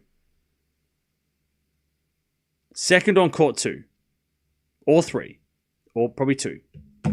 Maybe. Who else is there? Is there any... Because, yeah, Penko and Pliskova would make sense. Also, Italians. Like, Penko's definitely getting center court with an Italian opponent. 100%. And Pliskova, she might get center court because she's a former champion. So, Eala Frech probably is court 2. But so is Pagato and Grant, who are 2 wildcards from Italy. They'll get court 2 minimum. Probably. Cocciaretto will probably get a center court as well. Oh, sorry, a court 2 as well. So, yeah, I'm guessing that probably Eala gets second match tomorrow on court number 2 or 3. Or maybe third match, if they want to catch the Philippines before they sleep. They would be stupid to put on any later. The night match will be Ostapenko versus Stefanini.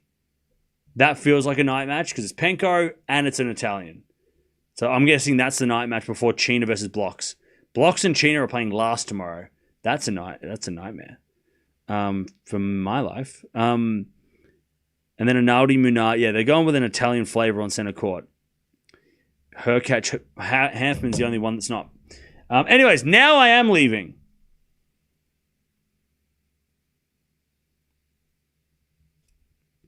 I'm leaving now. I'm going to leave now. The stream is going to end. I'm leaving. Bye, everybody. I'll see you tomorrow. Bye-bye, everybody. We'll be back tomorrow to watch matches, and the schedule definitely will come out later. Not right now because I'm not going to be here. Bye. I'm leaving. I'm definitely going away right now, Rome. Bye. Bye. I'm definitely not here. It didn't work. All right. They're going to do it now. Watch it. The second I switch off, I almost pressed end before, and it was... Anyways, SONMEZ wins. She comes back from a set down. 4-6, 6-2, 6-2. I'll see you tomorrow. Like I said, all those players that are playing, all those things that are happening, we'll be watching them. But it's good to know, like, we're probably not going to be watching the first match of the day, but then again, we might. I don't know. But the ladies' matches tomorrow, they're not doing it. I can't stall for this long. I can't stop. Come on. Just give me the schedule. Damn it. Give me the schedule. Come on. Give me the schedule. I'll see you tomorrow.